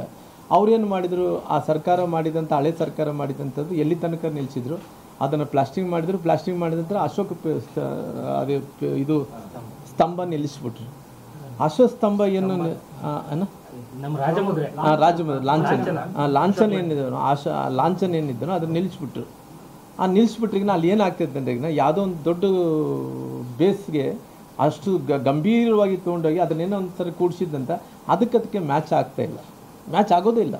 ಈ ಪೆನ್ಸಿಲ್ ಥರ ಬರಬೇಕು. ಈ ಪೆನ್ಸಿಲ್ ಥರ ಬಂದರೆ ನನಗೆ ಯಾವಾಗನ ಅವಕಾಶ ಬಂದಂಥ ಟೈಮ್, ಇವಾಗ ಭಾಳ ಕ್ಲಾರಿಟಿಯಾಗಿ ಹೇಳ್ತೀನಿ. ದೇವ್ರು ಭಗವಂತ ರಾಜ್ಯದಲ್ಲಿ ನಾನು ಬದುಕಿದ್ರೆ ನನಗೆ ರಾಜಕೀಯವಾಗಿ ಪುನಃ ಅವಕಾಶನೂ ಈ ನಾಡಿನ ಜನರು ಮಾಡಿಕೊಟ್ರೆ, ಭಗವಂತ ಆಶೀರ್ವಾದದಿಂದ ಪುನಃ ಭಾರತೀಯ ಜನತಾ ಪಾರ್ಟಿ ಅಧಿಕಾರಕ್ಕೆ ಬಂದರೆ ಪುನಃ ಅದನ್ನು ವಾಸ್ತವ ಏನಿದೆನೋ ಅದನ್ನೇನು ರಾಜಮುದ್ರೆ ಏನಿದೆನೋ ಅದು ತೆಗಿಸಿ ಈ ಪೆನ್ಸಿಲ್ ಥರ ಬರೋಂಥ ಸಲುವಾಗಿ 108 ಅಡಿ 110 ಅಡಿ ಏನು ಹೋಗ್ಬೇಕಾದ್ರೆ ಅದನ್ನು ಪುನಃ ಪ್ರಾರಂಭ ಮಾಡಿ ಕೊಡ್ತೀನಿ. ಅವತ್ತಿನ ಸಂಕಲ್ಪ ನಂದೇನಿತ್ತು, ಆ ಟವರು ಅಲ್ಲಿಗೆ ಕುಸಿದು ಬಿದ್ದೋದ ನಂತರ, ಆ ಕುಸಿದು ಬಿದ್ದೋದ ನಂತರ ಏನಾಯಿತು, ಅವತ್ತಿನ ಸಂದರ್ಭದಲ್ಲಿ ಕಾಂಗ್ರೆಸ್ ಅವರು ಬಂದು ಅವತ್ತೇನೋ 4 ಏನೋ ಸ್ತಂಭ ಮಾಡಿ ಅದನ್ನೇನೋ ವಾಚ್ ಥರ ಸಣ್ಣನ್ನು ಮಾಡ್ಕೊಂಡಿದ್ರು. ನನ್ನ ಸಂಕಲ್ಪ ಇತ್ತು. ಆ ಸಂಕಲ್ಪ ಏನಂದ್ರಿಗಿನ ಅಲ್ಲಿ ಪುನಃ ಗಡಿಗೆ ಚೆನ್ನಪ್ಪ ಸರ್ಕಲ್ ಪುನಃ ಪ್ರಾರಂಭ ಆಗ್ಬೇಕನ್ನೋ ಸಂಕಲ್ಪ ಇತ್ತು. ಆ ಗಡಿಗೆ ಚೆನ್ನಪ್ಪ ಸರ್ಕಲ್ ಏನಿದ್ರೆ ಅದರಿಂದ ಕಂಪ್ಲೀಟ್ ಮಾಡಿಕೊಡ್ತೇವೆ. ಅದು ಕರೆಕ್ಟ್, ಅದು ಸರಿ ಇಲ್ಲ. ನೀವು ಇಲ್ಲಿ ವಾಲ್ಮೀಕಿ ಸರ್ಕಲ್ ಮಾಡಿದ್ರೆ ಇಲ್ಲ ಅದನ್ನ ಫಿನಿಶ್ ಮಾಡಿಕೊಡ್ತೇನೆ. ಅಲ್ಲ, ನಾನು ಕಿತ್ತದಲ್ಲ, ಫಿನಿಶ್ ಮಾಡಿಕೊಡ್ತೇನೆ. ಫಿನಿಶ್ ಮಾಡೋಕೆ ಕಿತ್ತೋಗುತ್ತೆ. ಕಾಮಗಾರಿ ವಿಷಯದಲ್ಲಿ ಸ್ಥಳೀಯ ನಾಯಕರಲ್ಲಿ ಒಡನಾಟ ಇಲ್ವಾ, ಅಥವಾ ಹೊಂದಾಣಿಕೆ ಮನೋಭಾವ ಇಲ್ವಾ? ಬಿಜೆಪಿ ಇರಲಿ, ಕಾಂಗ್ರೆಸ್ ಇರಲಿ, ಯಾರೇ ಇರಲಿ, ಈಗ ಅವ್ರು ಕಟ್ಟಿದ್ರು, ನೀವು ಕಿತ್ತಿದ್ರಿ, ಅವ್ರು ಕಟ್ಟಿದ್ರು. ಈಗ ಅದರಿಂದ ಏನನ್ನ ಬಳ್ಳಾರಿಗೆ ಏನು ಅನುಕೂಲ ಆಗ್ತದ? ಅಲ್ಲ, ನಾನು ಇವತ್ತು ಗಡಿಗೆ ಚೆನ್ನಪ್ಪರುತ್ತೆ ಎದು ಕೊಡಿರೋದು ಗೊತ್ತಾಗ್ಲಿಲ್ಲ. ವಿಡಿಯೋಗಳೆಲ್ಲ ಬಂದು ರಾತ್ರಿ ಜೇಸಿ ಹೊಡೆದದ್ದು ಗೊತ್ತಾಗ್ಲಿಲ್ಲ. ಎಲ್ಲಿ ಕಲ್ಗೊಳ್ಳೋದು ಇವತ್ತು ಗೊತ್ತಾಗೋದು ನಮಗೆ ಬಳ್ಳಾರಿಯವರಿಗೆ. ಆ ಕಲ್ಗೊಳ ಯಾರ ನನ್ನ ಆಸೆ ನೋಡಿ, ಗಡಿಗೆ ಚೆನ್ನಪ್ಪ ಸರ್ಕಲ್ ಏನಿತ್ತು ಅದರಿಂದ ಏನೋ ಪ್ರಯೋಜನ ಇಲ್ಲ. ಅಲ್ಲ, ನನಗೇನಂದ್ರೆ ಗಡಿಗೆ ಚೆನ್ನಪ್ಪ ಸರ್ಕಲ್ ನಾನು ಹಿಂಗಿರ್ಬೇಕಂದ್ರೆ ಕನ್ಸ್ಕೊಂಡಂತವ್ನು ಅಂದ್ರೆ ಅಲ್ಲ ಅವತ್ತು ನೋಡಿ ಸರ್, ಅವತ್ತಿನ ಸಂದರ್ಭದಲ್ಲಿ ಪ್ಲಾನ್ ಮಾಡಿದ್ದಂಗಂದ್ರೆ ರಸ್ತೆ ಜೊತೆ ಸರ್ಕಲ್ ಎಲ್ಲ ಕೂಡ ಪ್ಲಾನ್ ಮಾಡಿಕೊಟ್ಟೆ ಸರ್. ನೋಡಿ ಸರ್, ದುರ್ಗಂಗುಡಿಯಿಂದ ಬ್ರಿಡ್ಜ್ ಅಗಲೀಕರಣ ಆಗಬೇಕು. ಬುಡದಿಂದ 8 ಕೋಟಿ ರೂಪಾಯಿ 9 ಕೋಟಿ ರೂಪಾಯಿ ಡೆಪಾಸಿಟ್ ಕೂಡ ಮಾಡಿಸಿದ್ದೀನಿ. 8 ಆವತ್ತು ಅದನ್ನ ನೀವು ರೀಪ್ಯಾಚ್ ಮಾಡೋದಕ್ಕಿಂತ ಅದನ್ನ ಕಿತ್ತಿ ಅಗಲೀಕರಣ ಮಾಡಿ ಹೊಸ ಬ್ರಿಡ್ಜ್ ಅಷ್ಟು ರೊಕ್ಕ ಖರ್ಚಿದ್ದು, ದುಂದು ವೆಚ್ಚ ಖರ್ಚಾಯಿತು. ಆಮೇಲೆ ದುರ್ಗಮುಡಿ ದೇವಸ್ಥಾನ ಹತ್ರ ಅಗಲೀಕರಣ ಮಾಡೋಂಥ ಟೈಮಲ್ಲಿ ಎಲ್ಲ ಕೂಡ ಅವತ್ತಿನ ಸಂದರ್ಭದಲ್ಲಿ ನನ್ನ ಹತ್ರ ಬೇಕಾದ್ರೆ ಎಲ್ಲ ನೋಡಿಕೊಂಡು ಎಲ್ಲ ಕೂಡ ನಾನು ಪ್ಲ್ಯಾನ್ ಮಾಡಿಕೊಟ್ಟು ಹೋಗಿರೋ ಕಾರಣ ಇವತ್ತು ಇಷ್ಟ ಕೆಲಸ ನಂದೇನಂದರೆ, ಈ ಸರ್ಕಾರ ಏನಿದೆನೋ ಈ ಸರ್ಕಾರದಿಂದ ಸ್ವಲ್ಪ ರೊಕ್ಕ ಹಾಕಿ ಇವತ್ತು ಅದನ್ನೇ ಪ್ಯಾಂಚಪ್ ಮಾಡಿ ಅದನ್ನೇ ಫಿನಿಶ್ ಮಾಡೋದ್ರಿಂದ ಉಪಯೋಗ ಆಗಲ್ಲ. ಈ ಸರ್ಕಾರ ಕಾಂಟ್ರಿಬ್ಯೂಷನ್ ಆಗಲಿ ಸ್ವಲ್ಪ ಇರಬೇಕಲ್ಲ, ಆ ಕಾಂಟ್ರಿಬ್ಯೂಷನ್ ಏನು ಇರ್ತಾ ಇಲ್ಲ. ಸರ್ಕಾರ ಕಾಂಟ್ರಿಬ್ಯೂಷನ್ ಮಾಡಿ ಒಳ್ಳೆ ಒಂದು ಏನು ಸ್ಟ್ರಕ್ಚರ್ಸ್ ಇದೆನೋ, ಏನು ಇದನ್ನು ಮಾಡಿದ್ರೆ ಚಂದ ಕಾಣ್ತಂತಿದೆ ಅದನ್ನೇ ಮಾಡಿ ಮುಗಿಸ್ಲಿ ಅನ್ನೋದು ನನ್ನ ವಾದ ಇದೆ. ಈಗ ಸೂಪರ್ ಸ್ಪೆಷಾಲಿಟಿ ನಿಮ್ಮ ಸರ್ಕಾರದಲ್ಲಿ ಹಿಂದೆ ಇದ್ದಾಗ ತಾವು ಮಂತ್ರಿಗಳಿದ್ದಾಗ ಎಲ್ಲ ಶುರು ಮಾಡಿದ್ವಿ. ಯಾಕೆ ಅದ್ರ ಬಗ್ಗೆ ನೀವು ನಿಮ್ಮ ಪಕ್ಷ ಯಾಕೆ ಅದ್ರ ಸೀರಿಯಸ್ ಆಗಿ ತಗೊಂಡು ಒಂದು ಹೋರಾಟ ಇಂಪಾರ್ಟೆಂಟ್, ಮೋಸ್ಟ್ ಇಂಪಾರ್ಟೆಂಟ್ ರೋಗಿಗಳಿಗೆ ಜನರಿಗೆ ಬೇಕಾಗಿರೋದು ಸೂಪರ್ ಸ್ಪೆಷಾಲಿಟಿ ಹಾಸ್ಪಿಟಲ್ ಯಾಕೋ ತುಂಬಾ ಡಿಲೇ ಆಗ್ತದೆ. ಈ ಸರ್ಕಾರನೂ ಏನೂ ಮಾಡ್ತಾ ಇಲ್ಲ. ನಾನು ಸರ್ ನನಗೇನಂದರೆ, ನಾನು ಕೂಡ ಒಬ್ಬ ಟೂರಿಸಮ್ ಮಿನಿಸ್ಟರ್ ಆಗಿ ಕೆಲಸ ಮಾಡಿದಂಥವ್ರನ್ನ. ಯಾಕಂದರೆ ಮೊನ್ನೆ ನಾನು ಹೋಮ್ ಸ್ಟೇಸ್ ಅವ್ರನ್ನ ಅಲ್ಲಿದ್ದಂಥ ಹೋಟ್ಲುಗಳು ಮಾಲೀಕರ ಜೊತೆ ನಾನು ಮಾತಾಡಿದೆ ಸರ್. ಯಾಕಂದರೆ ನಾನು ವಿರುಪಾಪುರ ಗಡ್ಡೆದಲ್ಲಿ ಫಾರಿನರ್ಸ್ ಬಂದು ಉಳ್ಕೊಂಡಂಥ ಟೈಮಲ್ಲಿ ಕೂಡ ನಾನೇ ಸ್ವತಃ ನೀವು ನೋಡಿದಿರಿ, ನಾನು ನೋಡಿದ್ದೀನಿ. ಅಲ್ಲಿ ನೋಡ್ರಿ, ಇನ್ಕ್ಲೂಡಿಂಗ್ ಆರೆಂಜ್ ಕೌಂಟಿ ಹೋಟೆಲ್ ಹಿಡ್ಕೊಂಡು, ಅಲ್ಲಿದ್ದಂಥ ಕಿರೀಟಿ ಇಂಟರ್ನ್ಯಾಷನಲ್ ಹೋಟೆಲ್ ಹಿಡ್ಕೊಂಡು, ಆಮೇಲೆ ಎಲ್ಲ ಹೋಟ್ಲ್ಗಳಲ್ಲಿದ್ದಂಥ ಫಾರಿನರ್ಸ್ ಏನು ಬುಕ್ ಮಾಡಿದ್ರು ಎಲ್ಲ ಕೂಡ ಅವರು ಕ್ಯಾನ್ಸಲೇಷನ್ ಮಾಡಿಕೊಂಡು ನೋಡಿರಿ. ಇವತ್ತು ಎಲ್ಲ ಹೋಟ್ಲ್ಗಳಲ್ಲಿ ಎಲ್ಲ ಫಾರಿನರ್ಸ್ ಬೇರೆ ಬೇರೆ ದೇಶಗಳಿಂದ ಏನು ಬಂದು ಅವ್ರು ಬರಬೇಕಾಯ್ತು, ಏಕ್ದಮ ಈ ಇಸ್ರೇಲಿನ ಘಟನೆ ಇದಾದಂಥ ಇನ್ಸಿಡೆಂಟ್ ಆದಂತೆ ಎಲ್ಲರೂ ಕೂಡ ಕ್ಯಾನ್ಸಲೇಷನ್ ಮಾಡ್ಕೊಂಡಾರೆ. ಈ ಕ್ಯಾನ್ಸಲೇಷನ್ ಮಾಡ್ಕೊಂಡಂಥ ಟೈಮಲ್ಲಿ ಇವರು ಫಾರಿನರ್ಸ್ ಹತ್ರ ಅವ್ರ ಕಾನ್ಫಿಡೆನ್ಸ್ ಕಳ್ಕೊಂಬಿಟ್ಟಾರೆ. ಇಲ್ಲಿ ಬಂದರೆ ನಮ್ಗೆ ಅನಾಹುತ ಆಗ್ತದೆ ಅಂತೇಳಿ ತಿಳ್ಕೊಂಬಿಟ್ಟಾರೆ. ಇವಾಗ ಏನಾಗಿದೆ, ಫಾರಿನರ್ಸ್ ಎಲ್ಲರೂ ಕೂಡ ಕ್ಯಾನ್ಸಲ್ ಆದಮೇಲೆ ಯಾರು ಕೂಡ ಪ್ರವಾಸಿಗರು ಯಾರೂ ಬರಲ್ಲ. ಯಾಕಂದರೆ ಇದೆಲ್ಲ ಕೂಡ ಚೈನ್ ಸಿಸ್ಟಮ್ ಮೇಲೆ ಲಿಂಕ್ ಮೇಲೆ ನಡಿಬೇಕು. ಇವತ್ತು ಸರ್ಕಾರ ಏನು ಮಾಡಬೇಕಾಗಿತ್ತು, ಸರ್ಕಾರ ಇವತ್ತು ಇದನ್ನು ಗಟ್ಟಿಯಾದಂಥ ಕಠಿಣವಾದಂಥ ನಿಲುವು ತೊಗೋಬೇಕಾಯ್ತು. ಏನು ತೊಗೋಬೇಕು, ಕೇವಲ ಹೋಮ್ ಸ್ಟೇಸ್ವರನ್ನ ಕರೆದು ಹೋಮ್ ಸ್ಟೇಸ್ವರ ಹತ್ರ ಮಾತಾಡಿ, ಇಲ್ಲ ಹೋಮ್ ಸ್ಟೇಸ್ವರ್ ನಿಮಗೆ ಒಟ್ಟಿಗೆ ಹೊಡ್ಕೊತೀರಿ ಅಂದರೆ ಹೋಮ್ ಸ್ಟೇಸ್ದವ್ರಿಗೆ ಅಲ್ಲಿ ಒಬ್ಬ ಮಹಿಳೆ ಇದ್ದಾಳೆ ಕೆಲಸ ಮಾಡೋಂಥ, ಅಲ್ಲಿ ಆ ಹೋಮ್ ಸ್ಟೇದಲ್ಲಿ ಮಾಲೀಕರು ಒಬ್ಬ ಹೆಣ್ಮಗಳು ಕೂಡ ಇದು ಅತ್ಯಾಚಾರದಲ್ಲಿ ಆ ಹುಡುಗಿ ಕೂಡ ಇದ್ದಾಳೆ. ಇದ್ದಂಥ ಟೈಮಲ್ಲಿ ಈ ಸರ್ಕಾರ ಏನು ಮಾಡಬೇಕು, ಅದನ್ನು ಕಠಿಣ ಕ್ರಮ ಕರೋದ್ರ ಜೊತೆಲಿ ಈ ಫಾರಿನರ್ಸ್ ಪುನಃ ನಮಗೆ ಬರಬೇಕಾದ್ರೆ ಏನು ಮಾಡಬೇಕು, ಅದನ್ನು ಬೇಕಾದ್ರೆ ಫಾರಿನರ್ಸ್ನ ಇಲ್ಲಿಗೆ ಕರೆಸಬೇಕು, ಅಲ್ಲಿ ಒಂದು ಕಾನ್ಫರೆನ್ಸ್ ಥರ ಮಾಡಬೇಕು. ಆ ಕಾನ್ಫರೆನ್ಸ್ ಥರ ಮಾಡಿ ಅವ್ರನ್ನ ಕಾನ್ಫಿಡೆನ್ಸ್ ತುಂಬಿಸ್ಬೇಕು. ಯಾಕಂದರೆ ಎಲ್ಲ ಕಡೆ ಓಡಾಡಿಸ್ಬೇಕು. ಈ ಫಾರಿನರ್ಸ್ ಯಾರು ಓಡಾಡ್ತಾ ಇಲ್ಲ, ಓಡಾಡಲಿದ್ರೆ ಏನಾಗುತ್ತೆ, ಎಲ್ಲರಿಗೂ ಕೂಡ ಭಯ ಪ್ರಾರಂಭ ಆಗುತ್ತೆ. ಆ ಭಯ ಪ್ರಾರಂಭ ಆದಂಥ ಟೈಮ್, ಇಲ್ಲಿ ಬಂದಂಥ ಟೈಮಲ್ಲಿ ಸೇಫ್ಟಿ ಇಲ್ಲ ಅಂತ ಹೇಳಿದ್ರೆ ಯಾರು ಫಾರಿನರ್ಸ್ ಬರಲ್ಲ, ಎಲ್ಲ ರೂಮ್ಗಳೆಲ್ಲ ಖಾಲಿ. ಕಾನ್ಫಿಡೆನ್ಸ್ ಕ್ರಿಯೇಟ್ ಮಾಡಬೇಕಾದ್ರೆ ಅವ್ರು ಕರೆಸ್ಬೇಕು, ಜೊತೆಲಿ ಅವ್ರು ಕಾನ್ಫರೆನ್ಸ್ ಮಾಡಬೇಕು. ಕಾನ್ಫರೆನ್ಸ್ ಜೊತೆಲಿ ಈ ಪ್ರವಾಸಿಗರು ಯಾರ್ಯಾರು ಫಾರಿನರ್ಸ್ ಬರ್ತಾರೋ ಎಲ್ಲ ಕಡೆ ಕೂಡ ಮಿನಿಸ್ಟ್ರು ಜೊತೆಲಿದ್ದು ಅವ್ರಿಗೆ ಕಾನ್ಫಿಡೆನ್ಸ್ ತುಂಬಬೇಕಂದ್ರೆ ಎಲ್ಲ ಕಡೆ ಕೂಡ ಓಡಾಡೋಂಥ ಕೆಲಸ ಆಗಬೇಕು. ಓಡಾಡಿ ಇಲ್ಲಿ ಬಂದರೆ ನಮಗೆ ಸೇಫ್ಟಿ ಇದೆ, ಪೊಲೀಸ್ ರಕ್ಷಣೆ ಕೊಡೋಂಥ ಕೆಲಸ ಆಗುತ್ತೆ ಅನ್ನೋಂಥದ್ದು. ಅದು ಯಾವ ಊರಲ್ಲಿ ಸಣಾಪುರದಲ್ಲಿ ಇವತ್ತು ನೋಡಿರಿ, ಇಷ್ಟೊಂದು ದೊಡ್ಡ ಅನಾಹುತ ಆದಮೇಲೆ ಸಣಾಪುರ ಅಂದ ತಕ್ಷಣ ಎಲ್ಲರೂ ಕೂಡ ಇವತ್ತು ನೆಟ್ಟಲ್ಲಿ ನೋಡ್ರಿ, ಇದರಲ್ಲಿ ಹೋಟೆಲ್ಸ್ಗಳು ಎಲ್ಲ ಕೂಡ ಕ್ಯಾನ್ಸಲ್ ಮಾಡ್ಕೊಂಡಿದ್ದಾರೆ. ಅಲ್ಲ, ನಾನು ಹೋಗ್ತೀನಿ, ನಾನು ಮಾತಾಡ್ತಾನೆ ಇದ್ದೀನಿ. ನಾನು ರೆಗ್ಯುಲರ್ ಆಗಿ ನಾನು ಕೊಪ್ಪಳಿಗೆ ಹೋಗ್ತಿರ್ತೇನೆ. ಅಲ್ಲ, ನಾನು ಹೋಗ್ತೀನಿ ಯಾಕಂದ್ರೆ ನಾನು ಆನೆ ಬಂದಿದ್ದೇನೆ.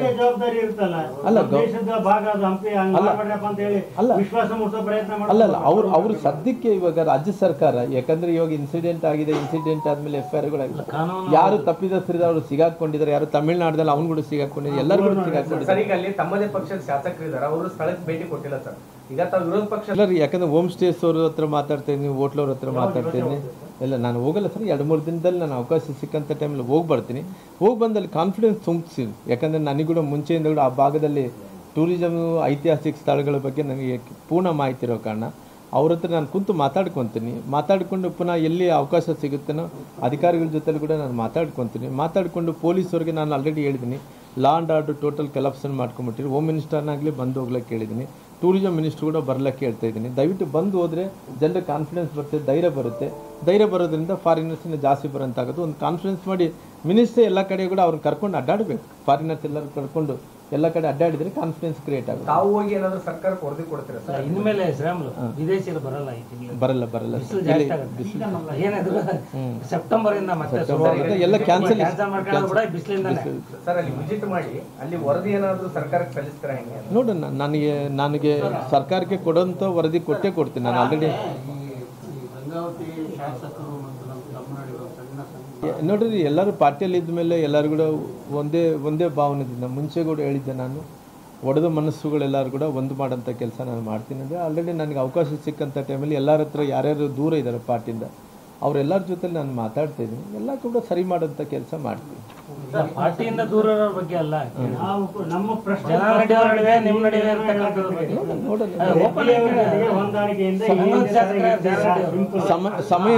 ಸಮಯನೇ ಅದನ್ನ ಸರಿ ಮಾಡಿಸೋಂಥ ಕೆಲಸ ಸರಿ ಆಗ್ತಾವೆ. ಏನಾಗುತ್ತೆ ಟೈಮ್ ಎಲ್ಲ ಕೂಡ ಕೂಡಿ ಬರಬೇಕೆಲ್ಲ. ಅದಕ್ಕೆ ಥ್ಯಾಂಕ್ ಯು ಸರ್. ನೀವೆಲ್ಲ ಕೂಡಿ ಈ AC ಹಾಕಿಲ್ಲ ನೋಡಪ್ಪ, ಈ AC ಬಳ್ಳಾರಿಯ ನಿರಂತರ ಸುದ್ದಿಗಾಗಿ ಬಳ್ಳಾರಿ ಬೆಳಗಾಯಿತು ಚಾನೆಲ್ನ ಸಬ್ಸ್ಕ್ರೈಬ್ ಮಾಡಿ ಹಾಗೂ ಬೆಲ್ ಐಕಾನ್ ಒತ್ತಿ.